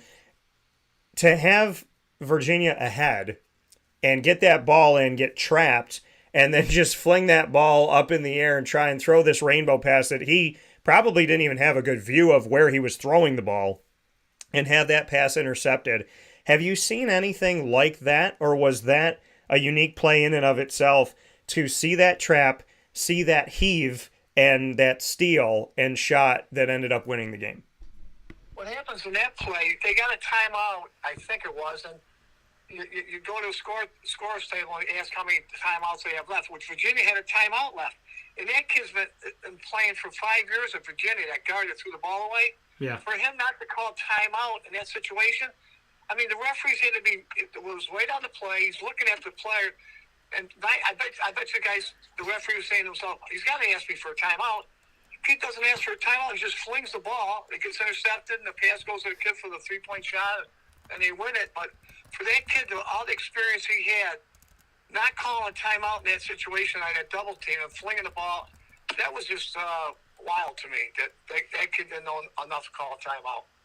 Yeah, I mean, it seems just really strange to see something like that and to see how it ended up unfolding, obviously, and you feel terrible because in that moment, that you could tell that was something that was kind of living with him and gonna live with him for forever, and that was a really unfortunate part of things. But when you look at something like that and the play comes, I mean, when that trap comes in, Mike, as an official, when you go back and you look at something like that, teams want to trap, but they don't want to foul. They don't want to bump. They don't want to accidentally do anything. So when a play is happening that close to the sideline, because I've talked about plays like this before, not necessarily that this was the same as Virginia Furman's game, but when you're trying to trap or you're in a full court press and you're trying to keep the ball from being advanced up beyond half court, how delicate of a situation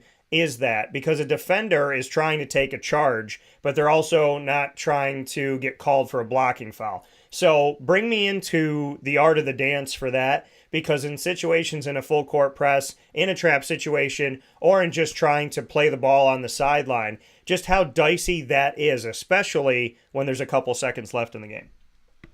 Yeah, that situation right there, when you're refereeing that play, you don't want to penalize the team that's putting a good trap on them with the two guys trapping the guy. Yeah. But you're looking to make sure they got a good trap with the two guys. You're looking for the guys not to reach in. When they reach in, more than likely 99% of the time they're going to call a foul. So that trap that Furman put on that play right there was absolutely perfect as far as defensive coverage and covering that player right there. And they put the trap on right in that little corner in there, and you almost like got two other guys with the two sidelines coming together. It was just a great play by Furman, and just not a good play by the offensive player that's been probably playing 5 years at Virginia as a point guard. And it's just you gotta be patient as a referee, and if they get a good trap, you gotta let them trap the ball, and then if he wants a timeout or throw it to another player, so be it. But you can't just call something that's not there just because they got a trap on a guy.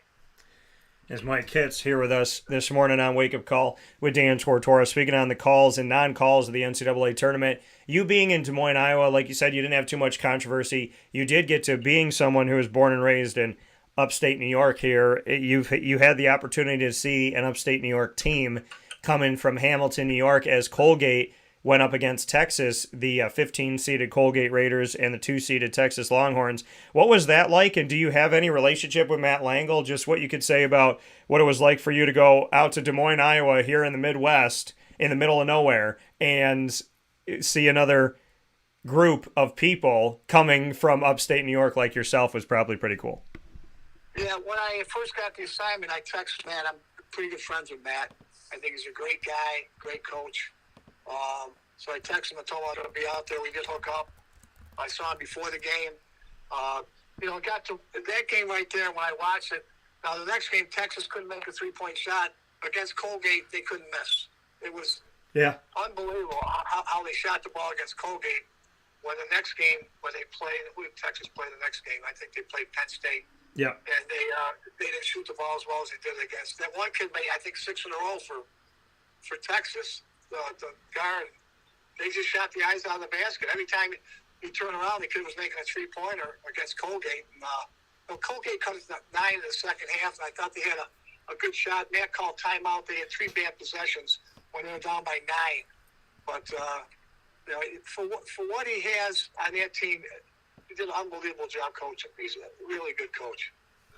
Yeah, and are you surprised that his name comes up? I mean, people were talking about his name with Syracuse, his name with, some of the schools in the Big East and whatnot. Are in Notre Dame's job? Are you surprised that the name comes up, Matt Langle, when we're talking about coaching vacancy? No, I know he played at Penn. I got to a lot of his games when he was in college, and that's how I kind of got to know him when I was refereeing, and he was a young kid. But it won't surprise me. I know he loves Hamilton, New York. His family's there. I know he's got a couple good athletes in his family, a couple boys and a girl. So he'll get something, but it's got to be the right thing. He's not going to leave for anything. It's got to be the right situation and the right place for Matt to leave Hamilton, New York. It's Mike Kitts here with us, NCAA Officiating conversation on the 2023 NCAA Division I men's basketball tournament, the calls and non-calls of the tournament in these first couple rounds. Mike, before I let you go here, a few topics, some of them with officiating and some of them just in college basketball in general. Ed Cooley, been a coach at Providence forever and a day. Feels like he's been there my whole life. And I know that he hasn't been there my whole life, but it feels like, he's been synonymous with Providence. He's taken the Georgetown job. What are your thoughts on that? Patrick, Georgetown's been in this really interesting place where John Thompson Jr. is such a fantastic coach. His son, John Thompson III, comes in. He gets let go. Then Patrick Ewing, who is arguably the face of Georgetown, he gets let go. So how strange is that for you to kind of see that happen, having your connections with the old Big East, and then now seeing that Ed Cooley is going from one Big East school to another Big East school? Yeah, I got to know Ed when I was refereeing the Metro Atlantic Conference. He was at Fairfield, and he got the Providence job. And I texted Ed when he got the job yesterday when it was posted, and he hasn't gotten back to me. I'm sure he's really busy. But Ed, they need a culture change at Georgetown. It's just kind of it deteriorated over the years, and they just weren't getting the players they used to get. And it's just got to a point where they had to make a change. And I think Ed's a Class A guy. He gets good kids to play fun. They play hard. No trouble. I'm so happy for Ed Cooley because he is a Class A guy, man. How outrageous do you think the boos are going to be when Providence plays Georgetown? Boy, people ask me when I referee what was the worst place to referee at. Was always the Dunkin' Donut Arena in Providence. Yeah. That place is brutal, man. It's I think between that place and Rutgers are the two worst places to referee in the country, as far as players are concerned. But it'll be interesting. I would say that Ed did such a good job in Providence. I don't think that he'll get a lot of boos, to be honest with you. I really don't. At Providence, especially. I mean, he's done wonders with that program, and I think they'll respect him for that. And it'll be interesting when he shows up to play there, Georgetown at Providence next year. Yeah, you talk about, you said as an official, you didn't say the worst places in the Big East. You said the worst places to referee in the country, Rutgers and Providence. Why did you pick those two?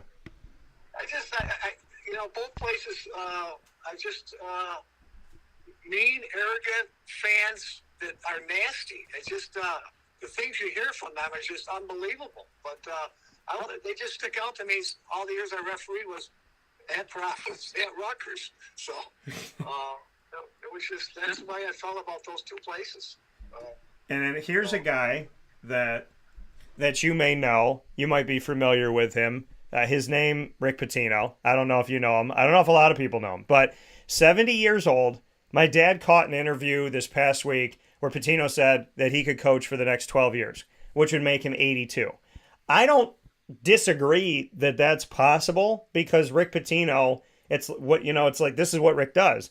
But, Rick was in a unique situation. And when Iona lost to UConn in Albany, I was on the press conference, call and whatever circuit. And so I was there in real time as Rick was talking about everything that was going on.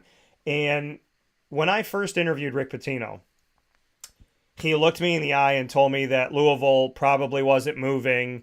Realignment was going to be stopping. They were happy where they were. And then life changed. And it seemed like within no time of that conversation, they ended up announcing that they were moving to the ACC, following Syracuse, and yada, yada, yada. So I had flashbacks. I had deja vu when Rick Pitino was like, I don't know if I'm coaching here or not coaching here at Iona after this. And somebody asked, he goes, yeah, I know you guys are talking about St. John's. He's like, I haven't thought about St. John's since 1988 or whatever it was. And I was like, that's just asinine that would be said. I mean, obviously you've thought about St. John's, Rick, But, and then I said to my dad, I'm like, basically, to me, if it's Rick Pitino saying that he's not going to do it, it's a done deal. That's how I feel. And so yesterday it comes out that Rick Pitino is going to be the next head coach for St. John's and the Red Storm, returning to the Big East. Now, he did say in this post-game press conference of the Iona loss to UConn that, he had been exonerated, basically, that they were level 2, infractions, that he was, basically, that he was dragged, I'm paraphrasing here, but that he was dragged through the mud, that, he was disrespected, that he wasn't handled properly. And I've been saying for a while now, I said, Rick Pitino, when they said he was coming back and coaching at Iona, I said, okay, he's going to fade away. He's going to pretend like, he's gone. He's going to come back. He goes to Iona, and I said, okay, he's going to bide his time in Iona. He's going to spend a little time where nobody's paying attention to him, nationally paying attention to him.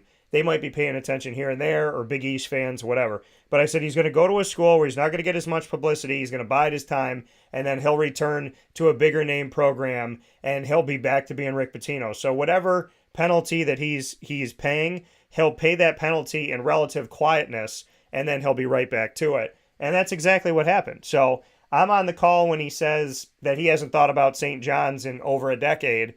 And here we are a couple days later, par for the course, in my opinion, Mike. He's going to be back in the Big East with St. John's. What are your thoughts?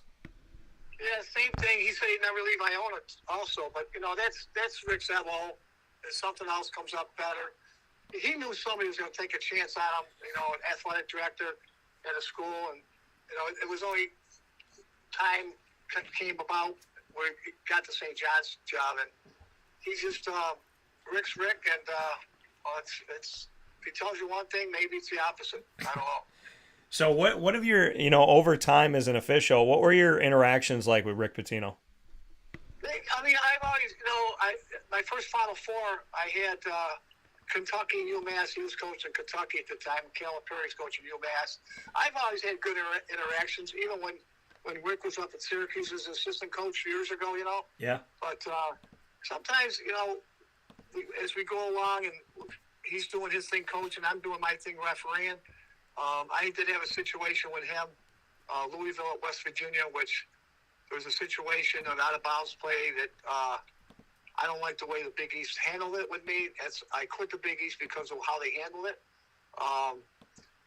There was an out-of-bounds play that went to West Virginia. Huggins was coaching at the time, and I got a letter in the mail from the Big East saying I was suspended from the Big East tournament after 18 years in the tournament because I didn't point which way the ball was going. So I called the Big East office. If you don't rescind this, I'm quitting. I'm the only referee that ever quit the Big East. I quit, and then I went to the Big Ten because the new guy got the Big Ten. He called me up and says, "Mike, did you quit the Big East?" I said, "Yeah."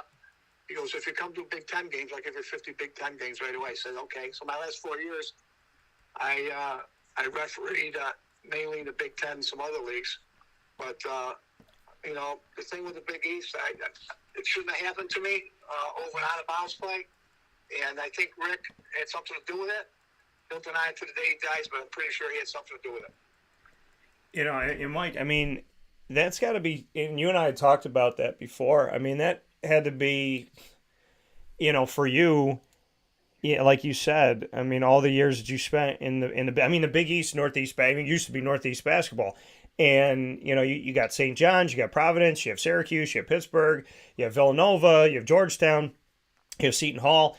This conference was right here in the Northeast where you grew up. So I can imagine that moment when that happened and that situation, it's saying, "Oh, you're suspended from the tournament," whatever. That probably felt professional and personal because you, like many, grew up in this area, in the Northeast area, and when the Big East formed itself, you were a part of what Big East basketball was to so many people in its glory days. So, I can imagine that moment with the Big East was probably not a fond moment of yours, knowing how much work you put in and knowing the teams as well as you did and being a part of the Northeast, growing up in the Northeast.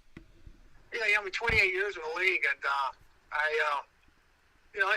I've always been a guy of conviction, and I was treated wrong, and I gave them an opportunity to fix it. They didn't fix it, so that's when I said, "See you later." And I don't look back on it. Things happen for a reason, and they did their thing, I did my thing, and as it turned out, everything worked out fine for me, and still was involved in officiating, and I refereed 4 more years after that, after that situation. So that was, it's been 13 years since I left the Big East, and I got no regrets about what I did. Do you have, as a coordinator of officiating and in working with, these joint ventures amongst conferences where officials get to go, kind of bounce around to different conferences during the season and whatnot, have you had any interaction with the Big East in the last 13 years or no? Oh, yeah, those Hall of Fame tournament games that I do for the Basketball Hall of Fame, when the teams are playing, say for example, Syracuse this past year played in a Gazelle tournament down at the Barclays, I would send an email to Brian Kersey saying, "Brian, Syracuse is playing this tournament. I'd like to have some representation for whatever," or John Kell would have a team in there, maybe St. John's or Providence, and I would email Don Kell and say, "John, you got St. John's playing such and such. I'd like to have the coach feel comfortable. Can you give me a referee's name that you would like on the game?" So I reach out to these guys and at least give them the opportunity to put somebody on the game that the coach knows who they are. So that's why I still reach out to John Kell when Big East teams are playing in those tournaments. That comment here from Mike Hitz. Mike, before I let you go, you've had opportunities to officiate games with Jim Boeheim of the Syracuse Orange. 47 years as a head coach. Before that, an assistant coach under Roy Danforth. Before that, a player at Syracuse. So we're talking about 6 decades of being connected to Syracuse University, and now he'll be special assistant to the athletics director, which is the same role that under Dr. Darryl Gross, Floyd Little held. So what are your thoughts on the retirement of Jim Boeheim? He's had a great career, great coach, and Jim's decided to move on, and he's just all the stuff he's done at Syracuse as far as putting Syracuse University basketball on the map, it's been great, and I wish him all the best of luck. Seeing Jim Boeheim, Roy Williams, Coach K, Jay Wright, Mike Bray, all these guys stepping away, from the game. I know that, Jim's almost 80 years old, but when we look at all these coaches that are leaving in the last couple of years, do you, from your viewfinder, associate that with college athletics changing, with NIL, transfer portal, essentially, players getting paid for playing the game in college and having free agency like they're a pro? With all this professionalism in an amateur sport, do you think that we have seen the transition of the changing of the guard, essentially, with some of the, in Coach K and Jim Boeheim's case, the two winningest coaches ever in Division I men's college basketball? And then we look at Jay Wright. He's won 2 championships in the 2010s. We look at Mike Bray and what he's done for over 2 decades at Notre Dame and the type of person that he is, and just everything he brings to the game. Roy Williams and everything he did at Kansas, everything he did in North Carolina. So do you feel that we've seen a changing of the guard because college athletics is changing? Big time. And NIL and the transfer portal. That's why guys like Jay Wright, Roy Williams, Krzyzewski all got out. They had enough. It's changed so much that those guys don't want to deal with that stuff. And, especially with the NIL stuff, which I'm not too familiar with, but I'm sure they mentioned it in some of the articles about Syracuse with that Weitzman guy. But I'm sure those guys just said, I've had enough. Especially even before the NIL, the transfer portal opened up. Guys, you don't know how long you're going to get guys. And the one thing that hurts the most is the mid-majors who puts time and effort in recruiting a kid. And 2 of the kids from Wright State, one started at Virginia Tech and one went to Ohio State. But they leave the schools, and it's just, I don't know how these coaches do it. A lot of coaches, I talked to Dennis Gates one time. Dennis was at Cleveland State, now Dennis is at Missouri. Yeah. He basically doesn't go out recruiting. He just goes on the transfer portal and see if he can get some kids to come to school via the transfer portal. So that's how he recruited kids. That's how he's recruiting kids at Missouri right now. So it's a whole different ballgame now. And it's so funny how our worlds always collide, Mike. And because Dennis Gates I just did a Q&A with him about after Missouri lost in the tournament to Princeton. Him and I had a conversation in the post-game press conference, and he actually talked about expanding the tournament and that he doesn't think that there are enough spots. You as an official, watching these officials traveling around the country, what do you think about expanding beyond 68? I really don't have a count. I really don't know how it would be an advantage of somebody or a disadvantage. I really never thought of it. I think coaches would think more about it because they want their teams in there. But as far as I'm concerned, I don't have much thought about that, to be honest with you. Final note to bring it back to officiating, to go into the Arkansas-Kansas game that you saw in Des Moines, Iowa. Bring me into that matchup, that game, and what that experience was like. And where were you when Eric Musselman took his shirt off? I know Bill Self wasn't coach. Bill Self was in town, but he was at the hotel. He couldn't coach because of the situation he had with the stents in his heart. Yeah. But Norm Robbins, who's still a good friend of mine, he was coaching St. John's when I was in the Big East. And I've always been pretty good friends with him. So I talked to Norm quite a bit before both games. His situation, he had some players that were hurt. 2 key players that were hurt, which I think if they had done, they probably would have won. I'm an investor in a fund that helps advance innovative sports tech. I'm also Mr. The game, and as far as Musselman, I didn't see where he was when he did that, but I saw a couple pictures of it, and he's a good coach. It was a hard game to referee, but they did a good job. Yeah, and I was going to ask you that, with the game being 1.72-71, did you think that there was anything in that game that was a dicey call? Nope, there was nothing. I think Kansas missed 2 front and one-on-ones, and they missed 7 other free throws. So if they make the free throws, more than likely they probably win the game. That's something that they call a free throw, and they don't make them. So it's just that was a big thing in the game. That if they would have made those, I think they would have won the game. That coming from Mike Kitts, talking calls, non-calls of the NCAA tournament, college basketball overall. Kitsy, as always, I appreciate you. You and I need to do something in person soon. I like when we get to sit down on a couch and just and talk, even more extensively about what we talked about today. You open up so many windows to so many conversations, and you're always so candid and open about things that you've gone through that I can't appreciate it enough. But you and I are due for lunch, so we need to make that happen sometime soon. I'll call you when I get back in town. All right, sounds good, Mike. And where are you heading out now? Let everybody know. I'm in Daytona Beach, and I got 2 games tonight. They're both on ESPN2. Radford's playing, Kentucky's playing, Charlotte's playing, and Southern Utah, which they're a pretty good team. They're on ESPN. They're on at 7 o'clock tonight, ESPN2. So those 2 games are on tonight. So I'm in Daytona Beach. Well, you got a tough life, Mike. So enjoy your time, have fun, and, to one of the encyclopedias in the sports world, folks, if you spend a half an hour with Mike Kitts, you'd learn about 115 things you didn't know. So, Mike, thank you for everything that you bring to the table, and I'm going to hold you to it. You better call me when you get home because I miss seeing you. We haven't had lunch in a while. We definitely need to do that. We'll do it. I'll call you when I get home. Thanks for having me. All right, thanks, Mike. Take care. Be safe. Bye-bye. See you later. Coming from Mike Kitts here on Wake Up Call with Dan Tortora, where sports meets that thing called life. And, seriously, just so candid, right? So open, what if every official was like that? That was a bad call. That was wrong. He shouldn't have done that. He's not moving on. I'm not going to say his name. A Rick Pitino and saying hey, I quit the Big East after that happened in the tournament where they said I didn't point to where the ball was going, and I think to this day that Rick Pitino had something to do with it.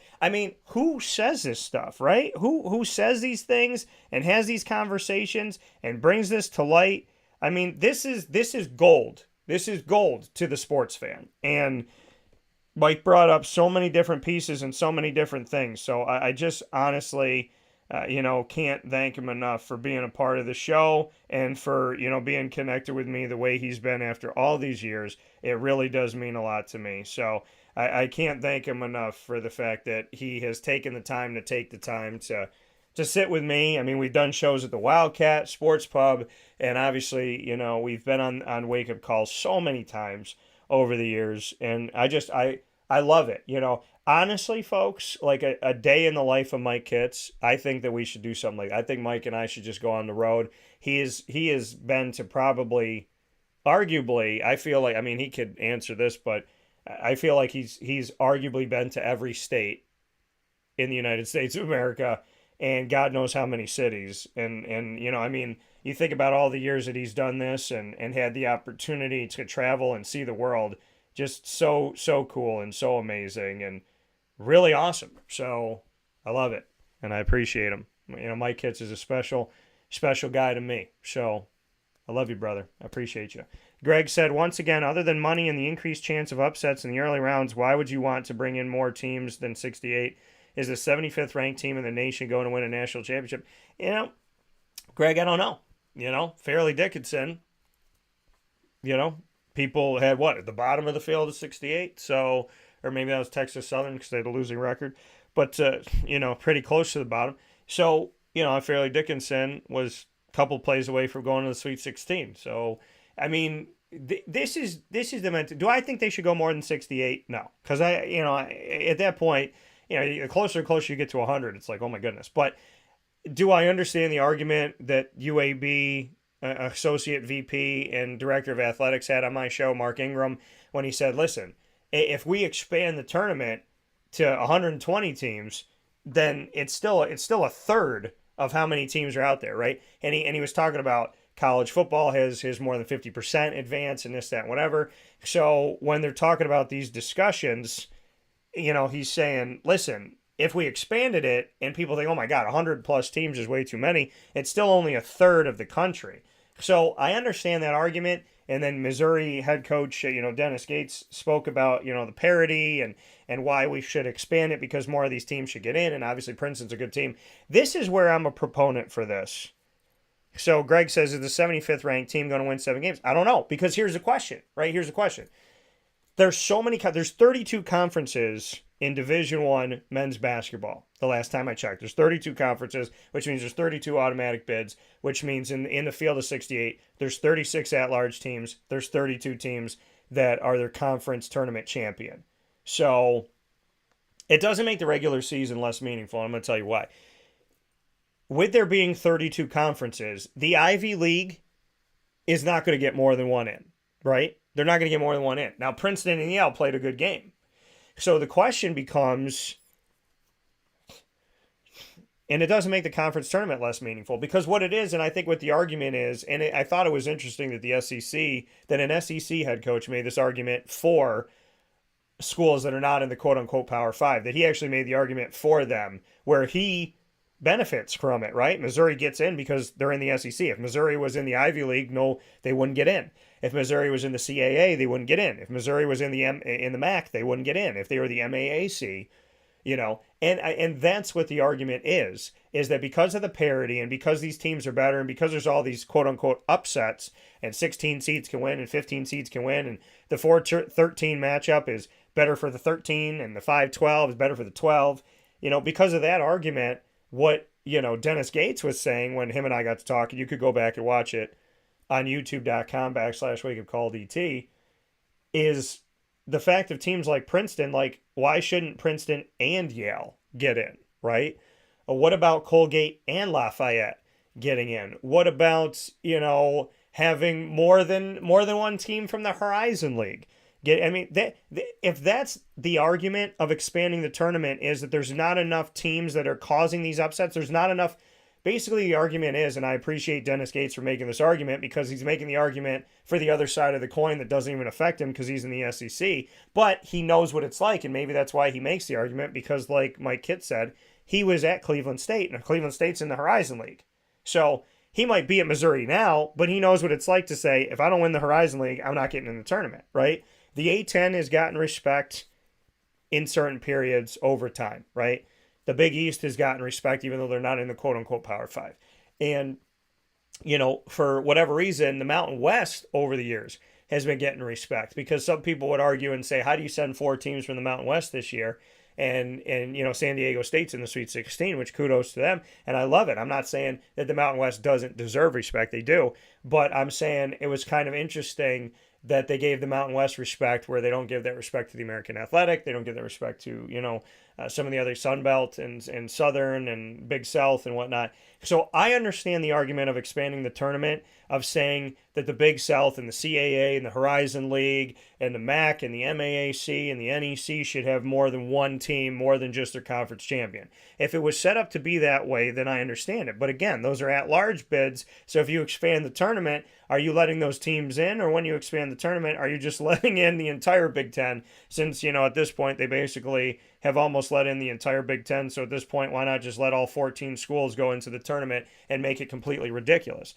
So, when you expand the at-large opportunities in the NCAA tournament in a hope that, and I'm not going to call them mid-majors and low majors because I don't like those. I don't like that terminology, and I think it creates a class system, and I don't like that. So I'm not going to do that. I don't speak like that about people in general. I'm not going to speak like that about conferences and that are filled with people that deserve to be respected. So, when you expand the tournament and you create more at-large teams,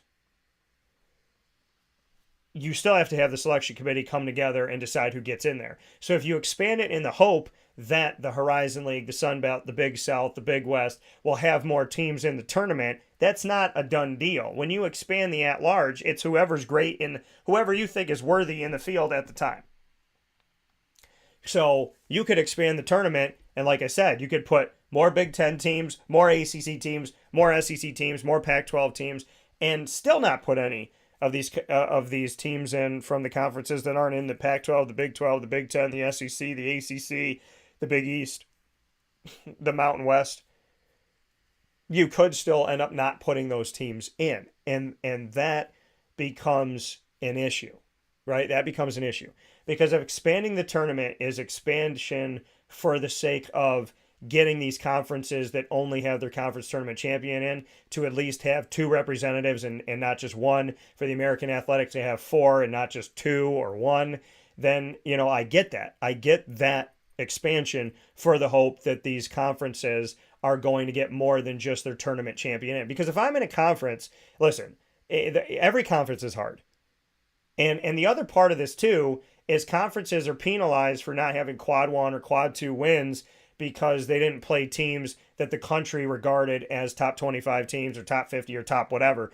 And that's all up to an opinion, and that's up to the media and the AP, and it's up to the coaches in the coaches poll. So that in and of itself is flawed because is the Horizon League going to ever have 5 teams in the nation's top 25? Is the A10 going to have 4 teams in the top 25? If the Big Ten and the SEC get an unfair advantage, then are we ever going to see, the MAAC or the MAC? I mean, you look at FAU, they're 30, they win 30 plus games this season. And how many people knew what FAU was doing? How many people even knew they were in the tournament before they were in the tournament?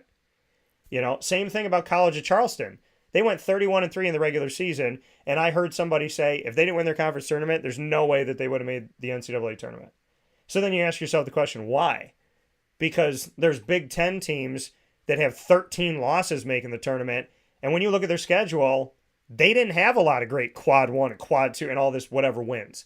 They lost to it. That's where I think the committee was like, oh, well, that was a quality loss. And they brought in the quality loss criteria. That's BS. How do you have a quality loss? You lost the game.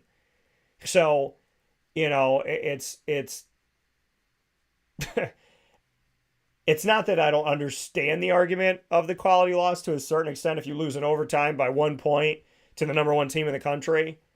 But if you lose by 1 point to the number 1 team in the country in overtime, it's a quality loss for Maryland. It's not a quality loss for the College of Charleston. That's where it's unfair. Okay? If College of Charleston lost to Alabama, nobody would have said anything. Maybe the College of Charleston would have said something. Maybe their conference would have said something. But the committee wouldn't have cared. They would have been like, okay, well, that was the outcome that was supposed to be. No, it wasn't. Alabama, based on the metrics that people have, should have beat the College of Charleston by 30. Should have beat them by 40. Should have beat them by 15. Should have never went to overtime. Should have never lost by 1 or won by 1. So that's what I'm saying, is that with human beings, things are always going to be flawed because no human being is perfect besides Jesus Christ. And with that being reality,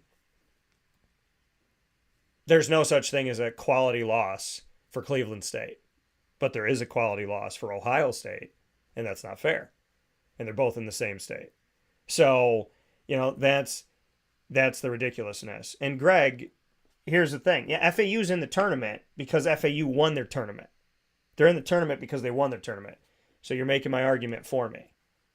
They're in the tournament because they won the tournament. FAU wouldn't have been in the tournament if they didn't win the tournament. They won their conference. They won Conference USA. If they didn't win Conference USA, they wouldn't have been in the tournament. What other teams in Conference USA made it in the tournament? They played UAB for the championship. UAB's in the NIT. So that's making my case for me right there. So many conferences. There's 32 conferences. The majority of those conferences, if they do not win their conference tournament, they're not getting in the NCAA tournament. And that's not fair. No, they wouldn't have. FAU arguably wouldn't have gotten in. When you're trying to put in 9 Big Ten schools and you're trying to put in 7 or 8 SEC schools, you're putting in 5 ACC schools, they wouldn't. You think about it. If you just look at the quote-unquote Power 5, if you take 9 teams from the Big Ten, that's 8 at-large bids. So you got 8 of those. Then you take 5 from the ACC, that's 4 at-large. So that's 12. Then let's say from the SEC you take 7, so that's 6 at-large, so that's 18. And then you go to Pac-12, let's say you take 4, so that's 3, so that's 21. And then you go to Big 12, let's say you take 6 of them, so 5 are at-large. So now you have 26. You have 26 of 36 at-large bids going to 5 conferences. There's 27 other conferences trying to get in. There's 27 conferences. Just look at my math. Look at the math. The math of reality is if you have 26 at-large bids coming from 5 conferences, that's 27 conferences fighting for the final 10 at-large spots. 27 conferences fighting for 10 spots. Do the math, folks. Conferences are going to be left out. There is no guarantee that FAU would have made the tournament this year. There's no guarantee. You say that they would have, there's no guarantee. College of Charleston, 30-plus wins, there's no guarantee. You're telling me that in the American Athletic Conference, Wichita State wasn't having good points toward the end of the season? You're telling me that Tulane didn't deserve a look, or Cincinnati? That you couldn't put Cincinnati on a 15 line? Or that UAB, who plays FAU tough in the conference tournament championship game, that they don't deserve to be an 11, to be even a first 4 play-in game? So the argument is reality. 27 conferences, and you know what? Let's exclude the Big East because the Big East gets a bunch of teams in. Okay, so if you add in the Big East and you say all the Big East schools get in, now you got 6 spots that 26 conferences are fighting to get in. That's insane. 6 conferences, the quote-unquote Power 5 plus the Big East. 6 conferences account for the majority of the at-large bids. That leaves 26 conferences in hopes that they will get somebody in. FAU wouldn't. You're saying FAU would have gotten in. There's no guarantee FAU would have gotten in because their conference wasn't respected. Case in point, they only have 1 team in the tournament. You can't tell me that FAU would have gotten into the tournament with or without their record because FAU, I'm not saying whether or not they should have. Should have and would have are 2 different things. The committee, the NCAA selection committee, looked at Conference USA and didn't respect the conference. Case in point, no other team in the conference made it beyond the team that won the conference tournament, which was FAU. They were treated the same as the Ivy League. If you win your conference tournament, you're in. If you don't win your conference tournament, we don't care about you. Okay? UAB, case in point. Case in point. North Texas, case in point. That's reality. That's the reality. Let's just bring it into the ingredients to success since I'm here and we're past 11 o'clock. Let's bring it into the ingredients to success, right? Ingredients to success, proudly brought to you by Avicolli. Greg, I'm not fighting with you because you and I have these conversations all the time about could have, would have, right? Could have, would have. I'm not saying FAU should not be in the tournament as an at-large team. I'm saying arguably they would not have been. Not that they should have been, they wouldn't have been because look at the tea leaves.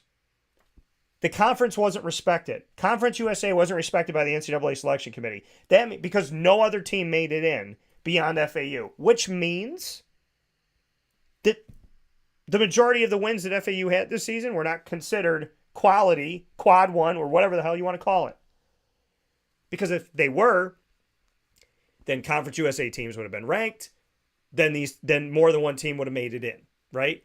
I look at it that way. If the selection committee respects a conference, they're going to let a bunch of teams in. FAU has a bunch of wins against unranked teams, which the media and the coaches decided, right? So if you got a bunch of wins against unranked teams, College of Charleston's got a bunch of wins against unranked teams, y'all had to win your conference. There's no guarantee FAU would have gotten in. There's no guarantee. Look at Memphis. There was concern of people wondering if Memphis was going to get in the tournament. They got seeded wrong. They should have been a 6 or a 7. They got seeded 8. They didn't need to get seeded 8. That was ridiculous. To get seeded in the 8-9 matchup, they were better than that. They beat Houston, who's arguably the best team in the field. They beat Houston. And the game before was a last-second shot, or else they would have beat them 2 out of 3 times this season. And people consider Houston to be the best team in the tournament. I picked them to win the national championship. And yet Memphis was still wondering, are we going to get in? And nobody got in beyond Memphis. Nobody else in the American Athletic got in beyond Memphis. And Tulane was ranked in the top 25 this year. So the ingredients to success on what do we do with this tournament, if you're going to expand the tournament, proudly presented by Avicolli, if you're going to expand the tournament, there's no guarantee that expanding the tournament is going to provide more at-large opportunities to teams that are not within the major conferences that everybody thinks about, the Power 5 and the Big East. Outside of those 6 conferences, there's 26 conferences fighting for a tiny amount of spots. and fighting for those. And look at the math of how I broke it down. If each of those 6 conferences gets 5 teams in, then 4 of them are at large, which is 24 of the 36 at large bids, which means 12 spots are remaining for 26 conferences. 12 spots for 26 conferences. So you give the Mountain West 4 like you did this year. So now that's 3 at large. So now there's 9 spots left for 25 conferences. 9 spots for 25 conferences. When you look at it from that perspective, yes, there should be an expansion to the tournament. But there's no guarantee that the at-large bids are going to go there unless they put in to the actual law of the NCAA tournament, if they write it into reality, if they actually put in the bylaws, we're going to expand the tournament in an effort to bring in more of these schools from the Ivy League, from CAA, from Conference USA, from the Sun Belt, from the Big South, from the Big West. Because if not, then we're just going to see, like I said, some outrageous amount of Big Ten teams if it hasn't already gotten outrageous. By the way, how's it work for the Big Ten that the committee has been all over the Big Ten for 2 years, and how many teams are going now? There's 1 team representing you, and it's a 7 seed with Tom Izzo, who could literally be any seed in the tournament and win a game because he's that good of a coach. So, I mean, to me, it's just, do I think that an expansion of the tournament is the ultimate answer? I think 68's enough. I really do. I think it's a lot. But do I want to see a world where we're only going to see these teams, the same teams all the time, and we're not going to get to see, I mean, look at the NEC this year. If Merrimack could advance to the tournament, okay, hindsight 2020, which we wouldn't have known going into the tournament, but hindsight 2020, as good as Merrimack was, Fairleigh Dickinson beat Purdue. So if they were both in the tournament this year, arguably, they both could have had massive wins in the tournament from the NEC. And we'll never know that. Yale could have had a victory. We'll never know that. Lafayette could have had a victory. We're never going to know that. Tulane could have had a victory. Arguably could have had a victory. Maybe had 2 victories. We're never going to know that. And so I get that side of it because the tournament, those at-large teams are in a position to be gobbled up by 6 conferences and leave a tiny fraction left for 26 other conferences. You look at Kennesaw State and how well they played in the tournament against Xavier, and now Xavier is a Sweet 16 school. But the Liberty Flames had the same record in conference in the A-Sun. So what about them? Right? And then, like I said, you look at Tulane. Tulane was 20-11. So if they were in the Big Ten, they would have not only gotten in the tournament, they would have gotten like a 5 seed. You look at the A-10 this year, and VCU advancing, but Dayton, not a bad team once again. You look at the years where a bunch of those teams were good, and, you got the St. Louis Billikens in there, and, what if there was a year where St. Louis, George Mason, Dayton, Fordham, and VCU are all good? One of them, maybe 2 of them, are getting in. And that, to me, is not fair. Do we really need to see almost every team in the Big Ten in the tournament? Purdue lost, Northwestern lost, Indiana lost, Michigan State won, Iowa lost, Maryland lost, Illinois lost, Penn State lost.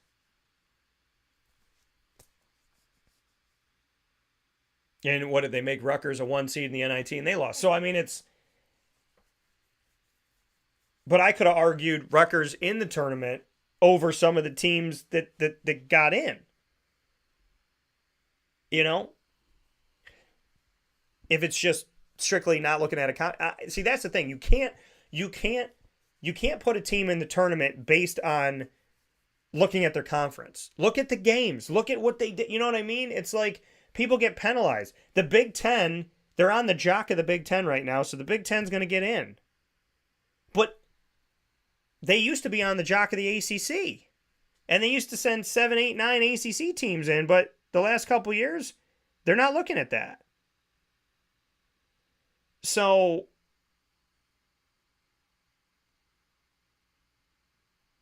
that to me is an issue.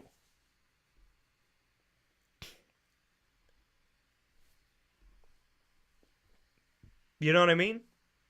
I mean, we see these schools get in, and you wonder to yourself, okay, so the ACC a few years ago had an unfair advantage. People are saying, they're going to let in half the ACC. Well, now they're letting in half the Big Ten, more than half the Big Ten. You know what I mean?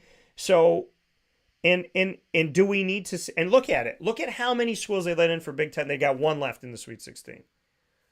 Like, who did they let in that actually proved? The American Athletic. They proved it, right?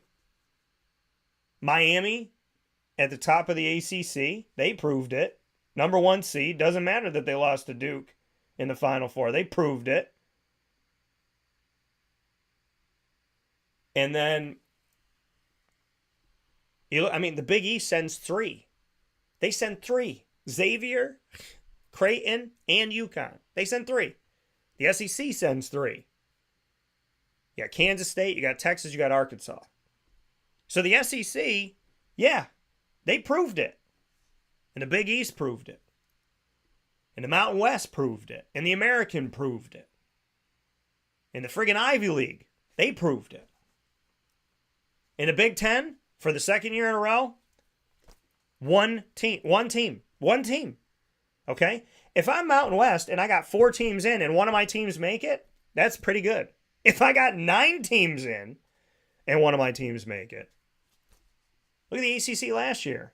They barely want to let anybody in, and look at how far they went. So, and the Big 12 has got a couple. What did I say about the SEC? Did I include Texas by accident in that one? I may have included Texas. My fault on that. So, in the SEC, Tennessee in the SEC has advanced forward. Alabama and Arkansas. So, I think I just misspoke and put Texas in the SEC already because they're going there in the future. But, yeah, the ACC didn't have a down year last year, Greg. This year, okay. But still, what are we talking about? Kentucky? Ain't Kentucky getting bounced out of the tournament? Kentucky got bounced out at the same time Duke did, but everybody wants to talk about how the ACC sucks. Well, what about Kentucky? They're in the SEC. What did Greg say here? I don't want to see the 10th place Big Ten team who played under 500 in conference play. That is what you'll see. We're seeing it now. We're seeing it now. The only time, and this, again, when did I say I want to expand the tournament? When did I say I want to expand the tournament? I didn't say I wanted to expand the tournament. I said if the tournament expanded, I would want to see more teams in. I want to see more teams in that come from the Big South, the Big West, the CAA, the American Athletic, the Sun Belt, the Horizon League, the MAC, the MAAC, the NEC, and so on and so forth. I would want to see them from there. I don't want to see a Big Ten. It's basically having the Big Ten tournament and then having the Big Ten tournament in the NCAA tournament. It's been a proven fact over the last 2 years that whoever's on the jock of the Big Ten in the college football playoff and in the NCAA tournament, it doesn't work, okay? You want to put all these teams in, what are they doing, okay? Most of the time, losing. And we don't need to see that. The Big East is good. The Big East deserves to be there. Big East is strong. They are strong. And they're getting stronger. Right? Whoever comes into Providence, hopefully that'll be a great hire. Ed Cooley going over to Georgetown. He can hopefully resurrect that program. Rick Pitino's at St. John's. And all of a sudden it feels like the old Big East again. The Big East is good. You give them their flowers because they've earned their flowers. You give the SEC their flowers because they've earned their flowers. Those are the two conferences that have together 6 teams in the Sweet 16. The SEC and the Big East account for almost half of the Sweet 16. The Big Ten accounts for 1. So if you're going to say the Big Ten's so much better than the ACC, well, they got the same amount of teams in the Sweet 16, and the ACC had less teams and less probability to do it than the Big Ten did. There's how many schools the ACC had, there's how many schools the Big Ten had, and they both have the same amount in the Sweet 16. So what does that tell you? The Big Ten was so much better than the ACC? Really? Really? Well, Dan, it's all about their road there. Okay. Purdue lost to Fairleigh Dickinson. That wasn't an easier road there than Miami had? Miami had to play Indiana. Miami had to play Drake in a close game. And allegedly, all these people picked Drake. I picked Miami. So, you're telling me that Miami had an easier road to the Sweet 16 than Purdue? Excuse you? No. Hell no. That's a stupid argument that doesn't even need a statement back. But I mean, and I would say this about any conference. If the ACC had 9 schools in and one of them makes it to the Sweet 16, I would say, okay, did you really need to do that? Or could you have afforded another team to come in from the A-Sun or the A-10? All I'm saying is the tournament is flawed in the reality that whatever conference is the conference that the committee is most attracted to that year, like a moth to a flame, they're going to bring them in, right? Because there were years where people couldn't explain why the ACC got so many, or the Big East got so many, or the SEC got so many, or now the Big Ten got so many, or the Big 12 got so many, or the Pac-12 of old used to get so many. It should be based on how you play.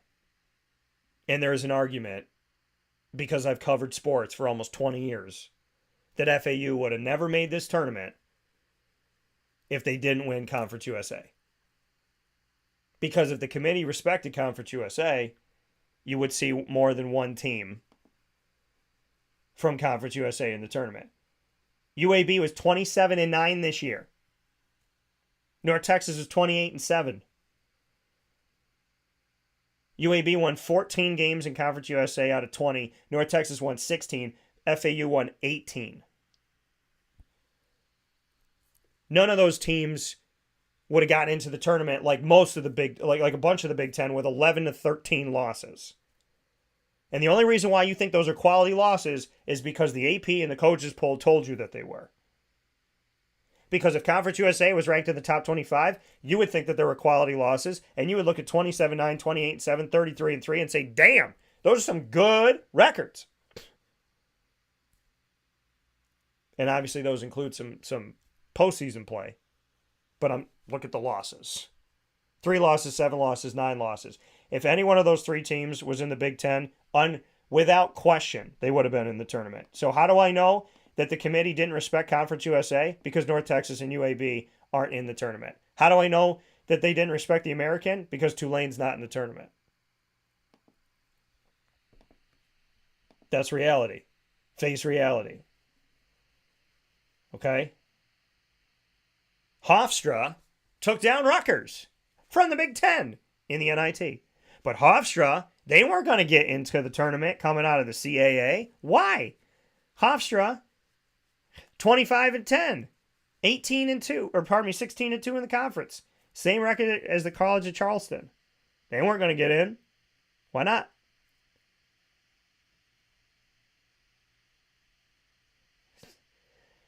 You really want to see? I mean, look at the records of these teams now. As it stands today, Purdue, 6 losses. Northwestern, 12. Indiana, 12. Michigan State, 12. Iowa, 14. Maryland, 13. Illinois, 13. Penn State, 14. Rutgers, 15. Well, Dan, those are quality losses. Get out of here with this quality loss BS.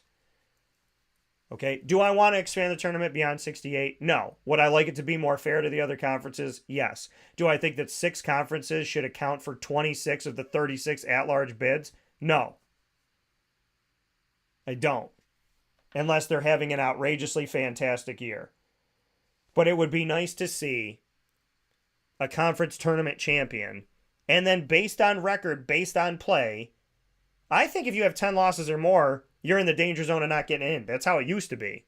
when people used to care about that stuff. If you had 10 losses, it was a danger zone. If you were Syracuse and you were 19-10, you were like, whoa, we better win these next 2 games. I don't know if there was a year Syracuse didn't get in with 20 wins. And in the same year, Indiana and Duke got in with 18-19 wins. And that was ridiculous. And it was wrong. And they both lost. And the committee couldn't answer the question why Syracuse didn't get in. The guy fumbled over his words and never gave a direct answer because I don't think he had one, in my opinion. So that's what I'm saying. What I'm saying is it would be nice if, based on record, I'm not saying if they had if they were 19-15 like some of these Big Ten teams are, but if you were if you were 22-9, if you were 24-7, and you went to the conference tournament championship and you didn't win, then it would be nice to see some representation from these, at least one other team. You're telling me that these conferences, 32 conferences in the country, you're telling me that 26 of the 32 conferences have only one good team every year. There's only one team that's good from that conference and everybody else in the conference sucks. Because that's what you're telling me when you choose the field in the NCAA selection committee. That's what you're telling me. You're telling me there's only one team from 26 conferences that is good. Everybody else sucks. That's what you're telling me. They suck so bad, we might not even put them in the NIT. I get it. Quad 1, this, that, quality. You want to throw all this stuff in, okay? But why do we consider something a quality loss or a quality win? It's based on rankings. Who's never going to be ranked? Hofstra. UC Santa Barbara. They're not going to be ranked. So they're never going to be quality. All I'm telling you guys is it's a cycle. Okay? You're never going to be ranked, so it doesn't matter how many wins you get. So you're never going to have a quad 1 win because nobody regards your conference as good, which means it's never going to be ranked, which means you're never going to be ranked, which means you have to win your conference tournament. And then these teams go and they beat people. Fairleigh Dickinson got into the tournament on a technicality and they won 2 games. Hi. How are you? ACC was considered to have a down year this year, and Pittsburgh won 2 games. They beat a Big 12 team on the way. And they gave Xavier hell. It was a good game. So, what are we saying? ACC had a down year, yet one of the Sweet 16 teams was pushed by that. Fairleigh Dickinson, they come from, I don't even know what the NEC is. Oh, okay. Well, they almost ended up at the Sweet 16. They didn't lose by 20. They didn't lose by 30. They didn't lose by 15. They didn't lose by 4. They lost by single digits at the end of the game and, missed an open layup. Things don't fall, and all of a sudden they're out of it. But do you forget what they did on the way there? I don't. So that's all I'm saying. They lost 78-70.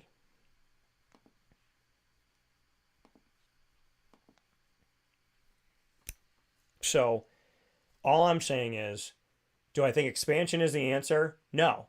I think equal opportunity is the answer. I think that you could take 2 teams from the NEC instead of taking 9 teams from the Big Ten. If you take if you take 8 teams from the Big Ten and 2 teams from the NEC, what'll that do? Make the tournament better. That's what it'll do. Because the Gonzagas of the world and the Butlers of the world and the Valparaisos and the Cleveland States and the George Washingtons and the George Masons and the Fairleigh Dickinsons and maybe hopefully someday soon the Mary Macks, they make the tournament better. They make it more exciting to watch. And the Princetons and the Yales and the Colgates and the Cornells, they make the tournament better. So you say it takes the emphasis off the conference tournament. You want to know why it takes the emphasis off the conference tournament? Because most conferences in America know if I don't win my conference tournament, no matter how good of a team I am, no matter how many games we had, no matter how many quality losses we had that don't matter when it comes to us but matters to everybody else, we could be better than half of the teams that get in from a conference. But they're not going to give us that respect because they're not going to rank our opponents, so they're not going to consider our wins to be good. They're not going to consider our losses to be good, and they're not going to respect us because our conference isn't respected. Most conferences go into their college basketball season knowing that they're going to have no respect. So they have to win as many games as possible and their conference tournament. So then you say, well, it takes the emphasis off the conference. It takes the emphasis off the it doesn't the conference tournament when you say, well, it would make it less important. I don't think it makes it less important. It would just be more fair. If you're a member of 26 out of 32 conferences knowing if I don't win my conference tournament, I'm not going to the NCAA tournament, yeah, it makes your conference tournament the only way to get there, which makes it ever important. But in the background of that, is it making college basketball fair? Do we really need to see half of the Big Ten, half of the SEC in prior years, 8 teams, 9 teams from the ACC? Do we really need to see that? Or would it pay off to see some of these other teams, especially when they're winning? That's all I'm saying. I love how people combat me when I fight for fairness. I love how people get mad at me when I say, you're telling me that out of the 26 conferences remaining that aren't named the Big East, the Big Ten, the Big 12, the Pac-12, the SEC, and the ACC, that of the 26 remaining conferences, there's nobody better in that conference except for the team that wins their conference tournament? There's nobody else. There's not a single team in 26 conferences besides their 26 tournament champions. There's not any other team in America that was good enough in any one of those conferences to get in. Not a single team. That type of idiotic response doesn't even deserve a response to its response. If somebody could look me in the eye and say, of the 26 conferences remaining, the only good team in those conferences are the conference tournament champion. Well, then you drank the Kool-Aid, honey. And you're one of those people that probably wants 13 of 14 Big Ten teams to get in. And I don't. And again, this is not me going after the Big Ten. It's me going after the conferences that are sending teams in whose records suck. And the only reasons why they got in, to me, is the argument of the quality loss. That they lost to ranked teams on the road. And that they said, oh, you were on the road, so we're not going to count that against you. It was a ranked team, so it was a good thing. And you lost by 5, so it was quality loss. Nobody in the CAA is getting a quality loss on the road. The College of Charleston isn't getting a quality loss somewhere on the road. Okay? That's not happening. Fairleigh Dickinson didn't get a quality loss this year. Hofstra didn't get a quality loss. Colgate didn't get a quality loss. Colgate had a good season from start to finish, and they were a 15 seed.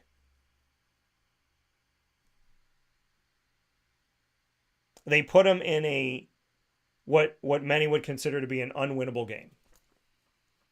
116, because the 1 seeds are 150-2 all time against 16 seeds, or 215, where you rarely see that.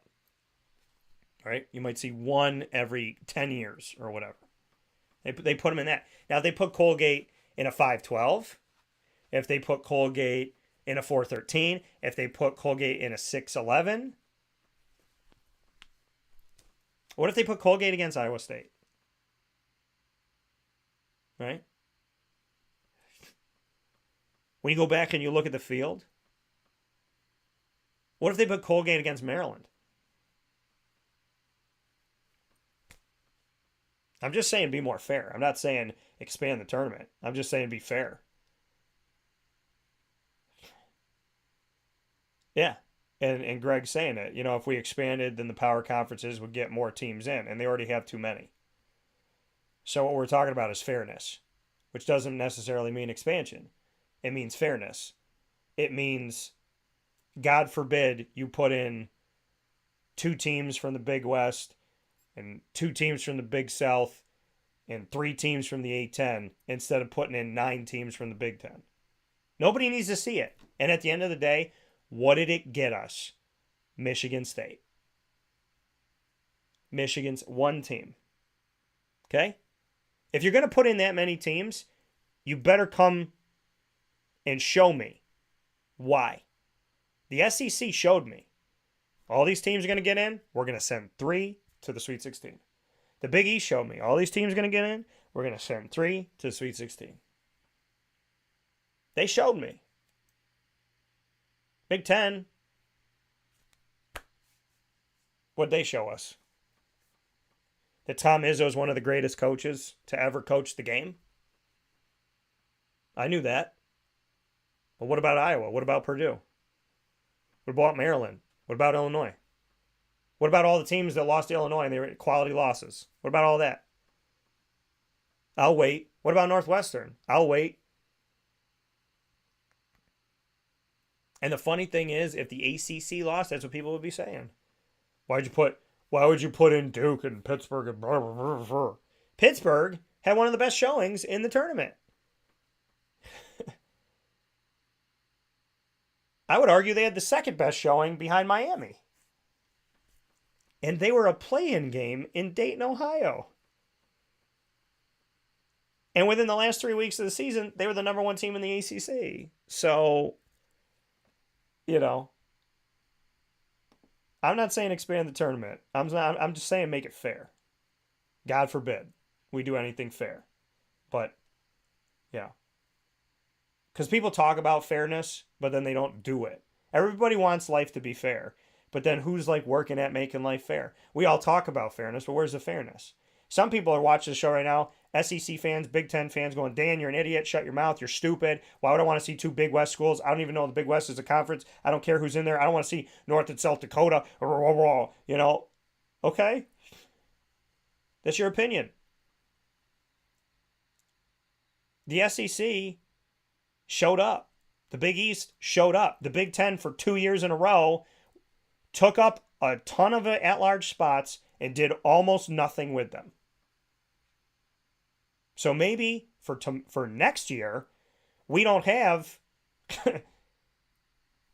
6, 7, 8 Big Ten teams ranked in the top 25 before anybody burps, and then at the end of the season, have 7, 8, or 9 in the tournament. Maybe put the best teams in. If the Big Ten is the best teams, then put them in. But when you're going into the tournament with 11 to 13 losses, no. No. I lived in a world growing up as a kid and as a teenager and a young adult that if you were 19 and 11, you weren't going to the NCAA tournament unless you won your conference tournament. I am not a fan of living in a world where you can be 19 and 11 and they applaud you, give you great seating, and treat you like you're some powerhouse program. You're 19 and 11, that's NIT. So, I'm just trying to call it like it is, folks. It's not going to kill us to put in 2 teams from one conference instead of 9 from another. That's all I'm saying. That's all I'm saying. And it's not just the non-Power 5 and Big East that are struggling from this. Putting in all those teams from the Big Ten, that affects the Pac-12. So, and they're inside of the Power 5. But look at that, right? Look at the Pac-12. You put in Arizona, what did they do? I had Arizona winning 1 game in the tournament. What was that? And they were a 2 seed. So, all I'm saying is maybe Wofford playing for that championship should get in at some point. Maybe UAB could have caused some ruckus.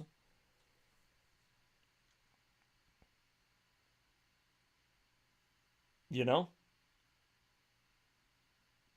Marquette went toe-to-toe with Michigan State of the Big East. Xavier, Creighton, UConn are all in there, right? And then Providence, not the greatest showing. And beyond that, nobody else made it. If this was the Big Ten, Villanova, Seton Hall, and St. John's would have made it. They got the same types of losses, 15, some of them a little bit more. So I'm just saying those at-large are so hard to get with 36 of them that you don't need to give 26 to 6 conferences and then say good luck to the rest of y'all. I don't think that's fair. Those are my ingredients to success for building a better tournament. Proudly brought to you by Avicolli's on the corner of Route 57 and Wetzel Road in Liverpool, New York. Down the road from Liverpool High School. At Avicolli's every single month, we have the Liverpool High School Warriors with us, and those Warriors are tremendous student athletes, coaches, and administration joining us every month at Avicolli's for our exclusive Liverpool show that we do out there. We appreciate every single one of them, all the student athletes and coaches, past, present, and future. Of course, Ari Lieberman and the superintendent, as well as the deputy superintendent. We appreciate everyone who is building up our Liverpool community in central and upstate New York in general. And we thank them for coming over to Avicolli's, and we thank you for coming to Avicolli's in general. 7839 Oswego Road in Liverpool, New York, the corner of Route 57 and Wetzel Road. We'll take a final step aside. We'll be back right after this, where sports meets life. Carvel DeWitt, it's what happy tastes like. Do you know why? Because we make ice cream. Creamy, rich, flavorful ice cream. Not yogurt or iced milk like some of our competitors. Ice cream. Fresh, by hand, daily. For the calorie conscious, we have something new for you. Our new Carvelite. Same great flavor, creaminess, and texture of our regular ice cream with only 35 calories an ounce. So whether you want an ice cream cake, flying saucer, dasher, carvalanche, hard or soft ice cream, we will satisfy your craving with our fresh, handmade regular or new Carvelite ice cream. Carvel DeWitt. It's what happy tastes like.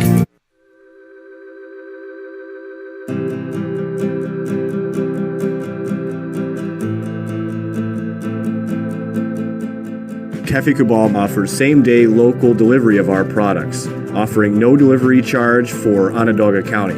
Shop cafecabal.com for fresh roasted coffee beans, cold brew, travel mugs, and all your essential Cafe Cabal needs. Cafe Cabal, coffee for the soul.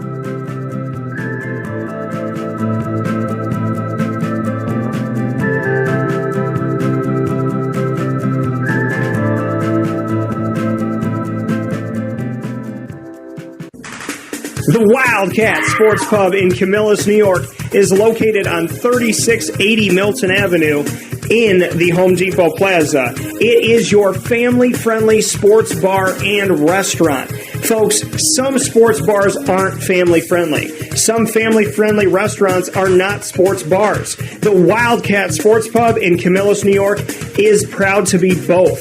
It is that marriage that you've been looking for years. The Wildcat Sports Pub is your home base for your sports bar and restaurant needs, games for the kids, indoor and outdoor activities, and enough things on the menu to come back every single week and get to try something new. They're open Sundays from noon to 8 p.m., Monday through Wednesday, 11 a.m. to 11 p.m., and Thursday through Saturday from 11 a.m. to midnight. For reservations and party information, call 315-487-2222 for the Wildcat family-friendly sports pub and restaurant.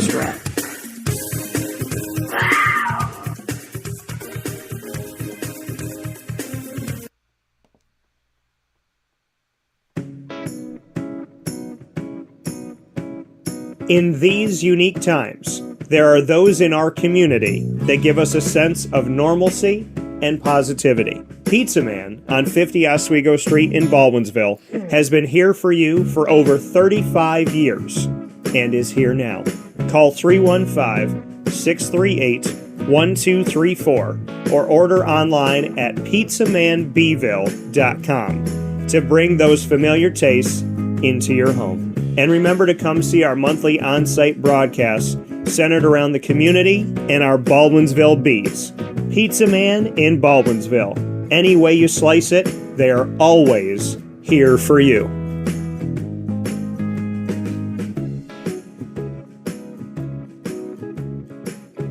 This is Jimmer Sikowski, owner-operator of Chick-fil-A Cicero, 7916 Brewerton Road in Cicero, right in front of the Home Depot. I had a deep feeling that God wanted me to do something bigger with my life and to help people, help others. I kept putting Chick-fil-A in my life, and I realized as I was going through the franchise selection process that positively impacting the lives of others was really core to what we do here at Chick-fil-A. First of all, it starts with the food. The food is brought in fresh daily. We bring in local produce. We prepare to order in the kitchen. We hand bread our chicken. We hand spin our milkshakes. It's great food. It doesn't taste like fast food.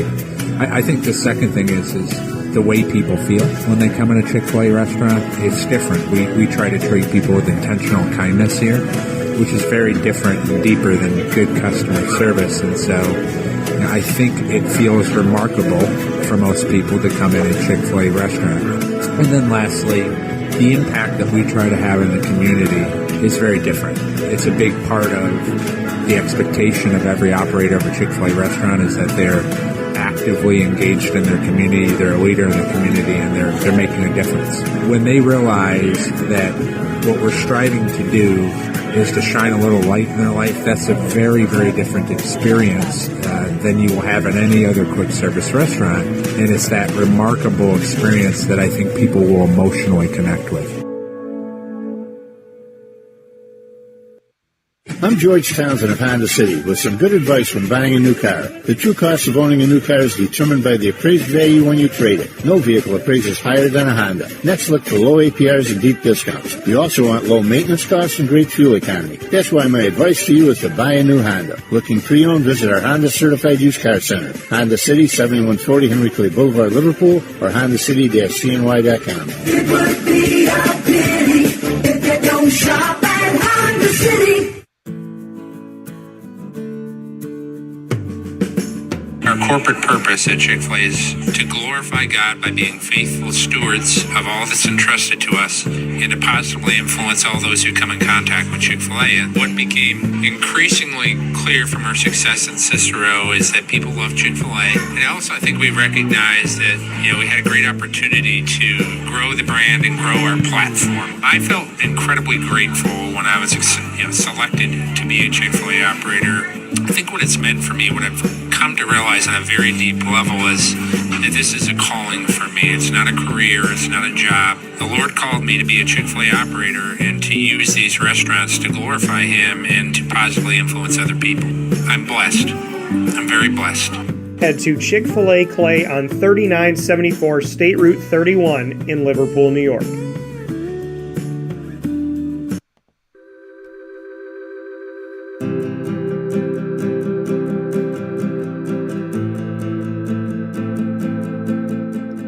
Cafe Cabal offers same-day local delivery of our products, offering no delivery charge for Onondaga County.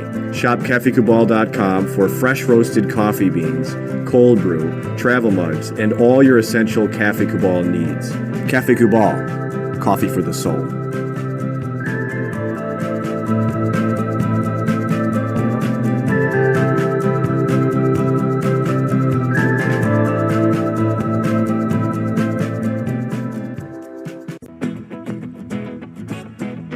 This is Amy from Mother's Cupboard, home of the whole frittata. We are open daily 6 a.m. to 1:30 p.m. For takeout orders, call 315-432-0942 and tune in to Wake Up Call with Dan Tortora for our monthly food challenge and try our Wake Up Call signature menu item available 7 days a week. Here at Mother's Cupboard, we are Central New York, and it's our honor to serve you. Ma and Pa's Kettle Corn and Popcorn Factory remind us that every day is worth celebrating. Find them at 201 Old 7th North Street in Liverpool, New York. Open Monday through Saturday in-store and all the time online at maandpaspopcorn.com. Serving our Central New York community and beyond. You can order all throughout the country at maandpaspopcorn.com. And remember to get your tins, which have in-store half-price refills forever. Ma and Pa's Kettle Corn and Popcorn Factory, available to you for fundraising and all of your events by calling 315-450-6272. That's 315-450-6272. Ma and Pa's Kettle Corn and Popcorn Factory. How corny are you?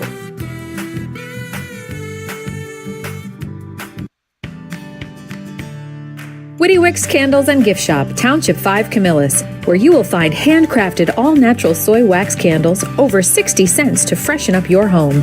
We carry a wide range of locally made items, Salsa Q's, Syracuse Salt, and Chocolate Pizza Company, to name a few. Let our knowledgeable staff help choose unique gifts and keepsakes for any occasion. Gifts for family and friends, and maybe a little something for yourself. Woody Wicks Candles and Gift Shop, Township 5, Camillus. This is a special message from Merritt Brady, owner-operator of Chick-fil-A Watertown on 1290 Arsenal Street in Watertown, New York. Chick-fil-A for me has always been about the people. I think it starts with the strength and leadership of the Cathy family. It's just amazing to see a family-run business reach the altitude that they have. Second mile service is something that we embodied at my previous business, and the ability to make people feel like they're the only person at your establishment, that you are there to serve them that day and looking for those extra ways to make them happy, to anticipate what they need next is what makes me tick. And I'm going to have so many opportunities at Chick-fil-A to do that. It's one of my favorite things to eat in the world. My favorite application question or interview question when I'm interviewing is when I get to, have you ever eaten at Chick-fil-A? And a smile hits both their ears. You know, they can't even answer the question for a second. And when I see that, it's like, man, that's going to be a great hire. They already get it. They already feel it. They already know that we're different. The Chick-fil-A experience, it's a real thing. And then, of course, just our generosity and community involvement and making a positive impact in the lives of our team members, our guests, and the community in general, I think is really the secret sauce.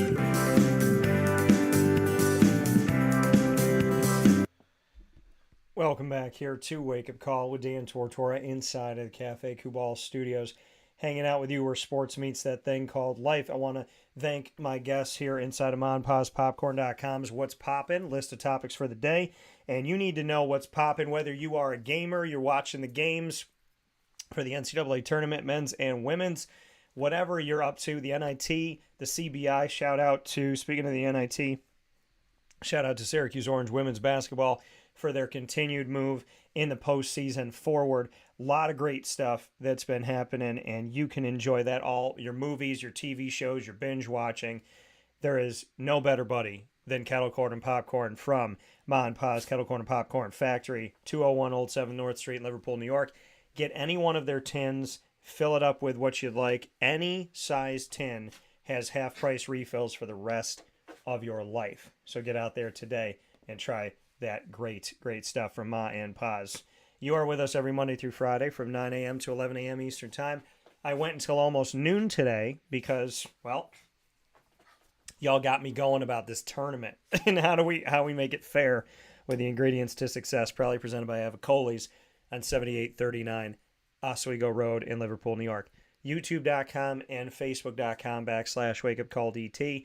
Facebook.com/LiveNowDT, and on WakeUpCallDT.podbean.com is where you're with us every Monday through Friday from 9 a.m. to 11 a.m. Eastern Time.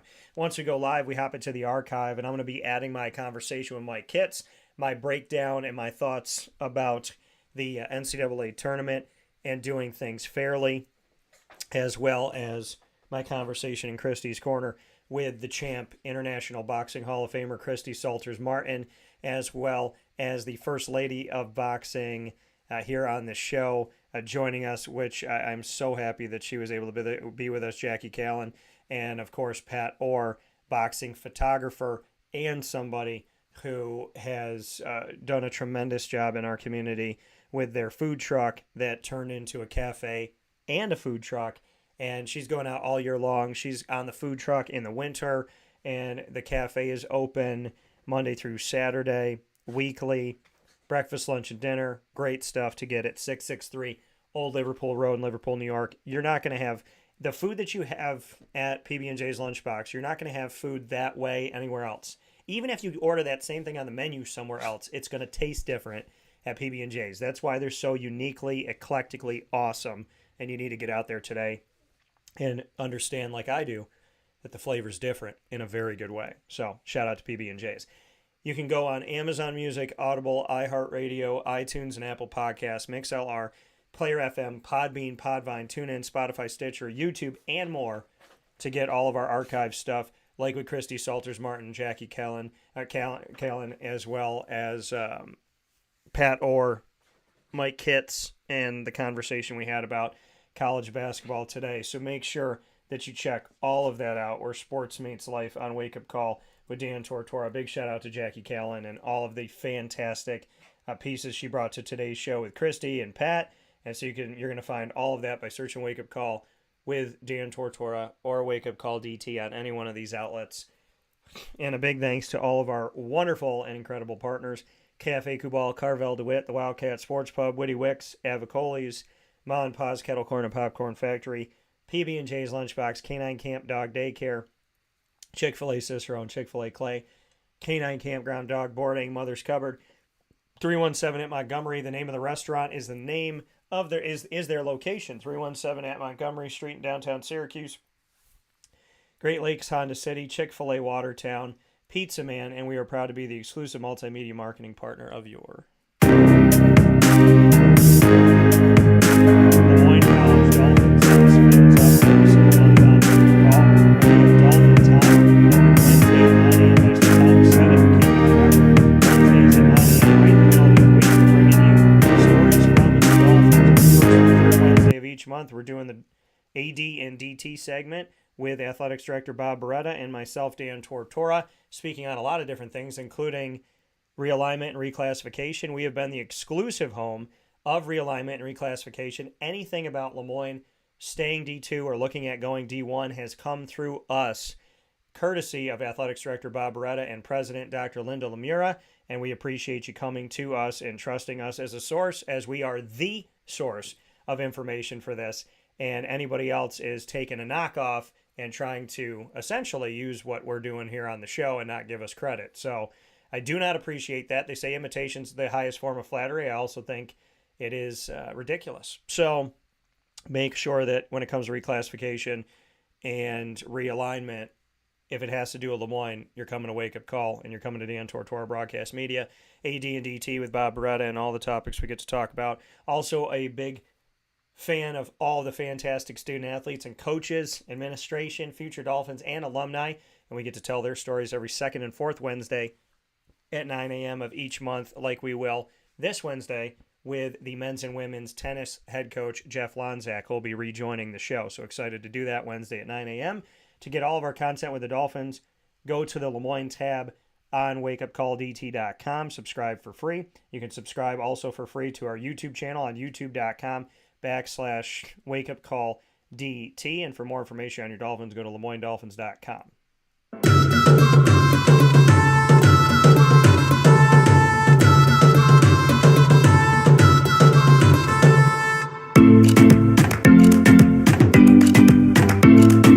Wake Up Call with Dan Tortora is the exclusive multimedia marketing partner of your Bryan and Stratton College Bobcats of Syracuse. The Bobcat Buzz in our partnership comes to you every single month on Wake Up Call. Speaking with student athletes and coaches, we've been able to interview national champions, teams that advanced to the national tournament. We're in the inaugural season for their baseball program, so we get to talk with them on a season that'll never happen twice in the entire history of the world, which is Bryan and Stratton Syracuse baseball's first ever season, with their first ever head coach in Sean Peak, their first ever roster, their first ever coaching staff, and first ever schedule. And we get to cover all of that in a really cool and unique way, which I'm very excited to continue to do.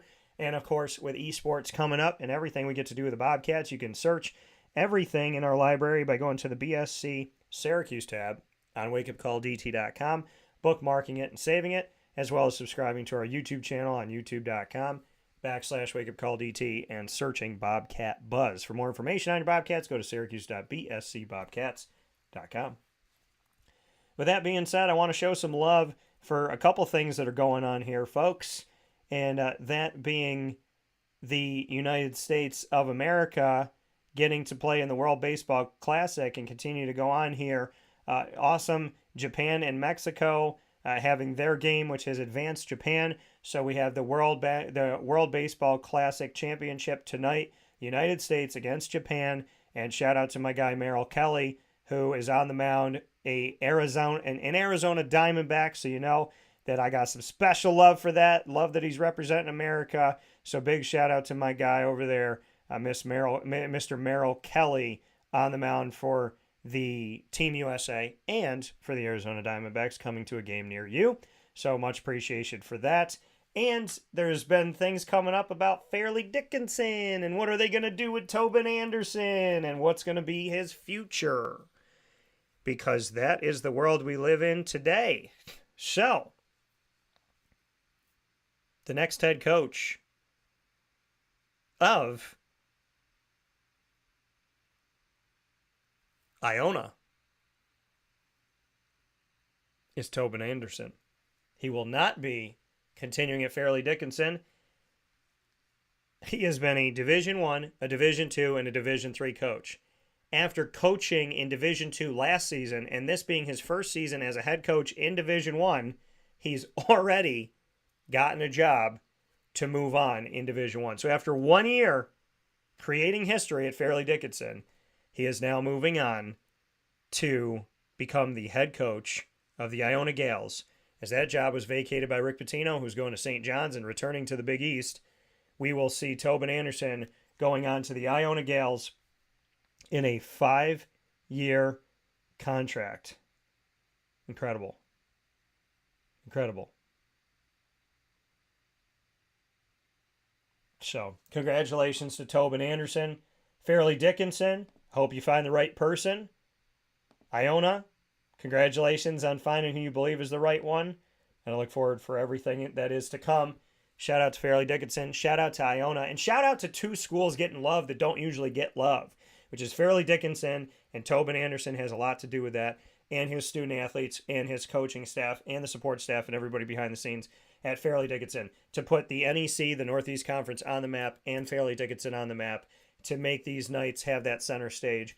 And what Rick Pitino did with the Iona Gals and the MAAC to put the MAAC, the Metro Atlantic Athletic Conference, so to put them out there on the map to spotlight Iona, that's been huge. And for Iona to go from Rick Pitino to Tobin Anderson, sounds like they hit it out of the park twice. A lot of great stuff for Iona. Hopefully some more great stuff coming up for Fairleigh Dickinson. And a big shout out to Rick Pitino for what he did to get Iona and the MAAC out there, and to Tobin Anderson for getting Fairleigh Dickinson, a.k.a. FDU, and the NEC out there. God bless, no stress, do your best. Appreciate you all as always. Thanks to Christy Salters-Martin for Christy's Corner. Thanks to PB&J's Lunchbox for being the exclusive partner and provider of that segment. Big shout out to Pat Orr from PB&J's. Big shout out to Jackie Kallen and her fantastic stories, the First Lady of Boxing.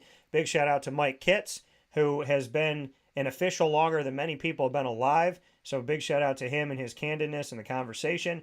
And a big thanks to Avicolli's for the ingredients to success, where we got to talk about the NCAA tournament as things have gone on. So a lot of great stuff coming up. A lot of great things to be had. Much love, much appreciation. I look forward to talking with you all soon. Find us on Facebook at Wake Up Call DT, Twitter at Call DT, Instagram at Wake Up Call _DT. So many awesome things coming up. So many videos have been added. Do not miss a second. There is so many things for you to go through today that you will keep yourself busy with all the content we have with Wake Up Call with Dan Tortora. And as I said before, and I'll say it again, God bless, no stress, do your best. I appreciate you all.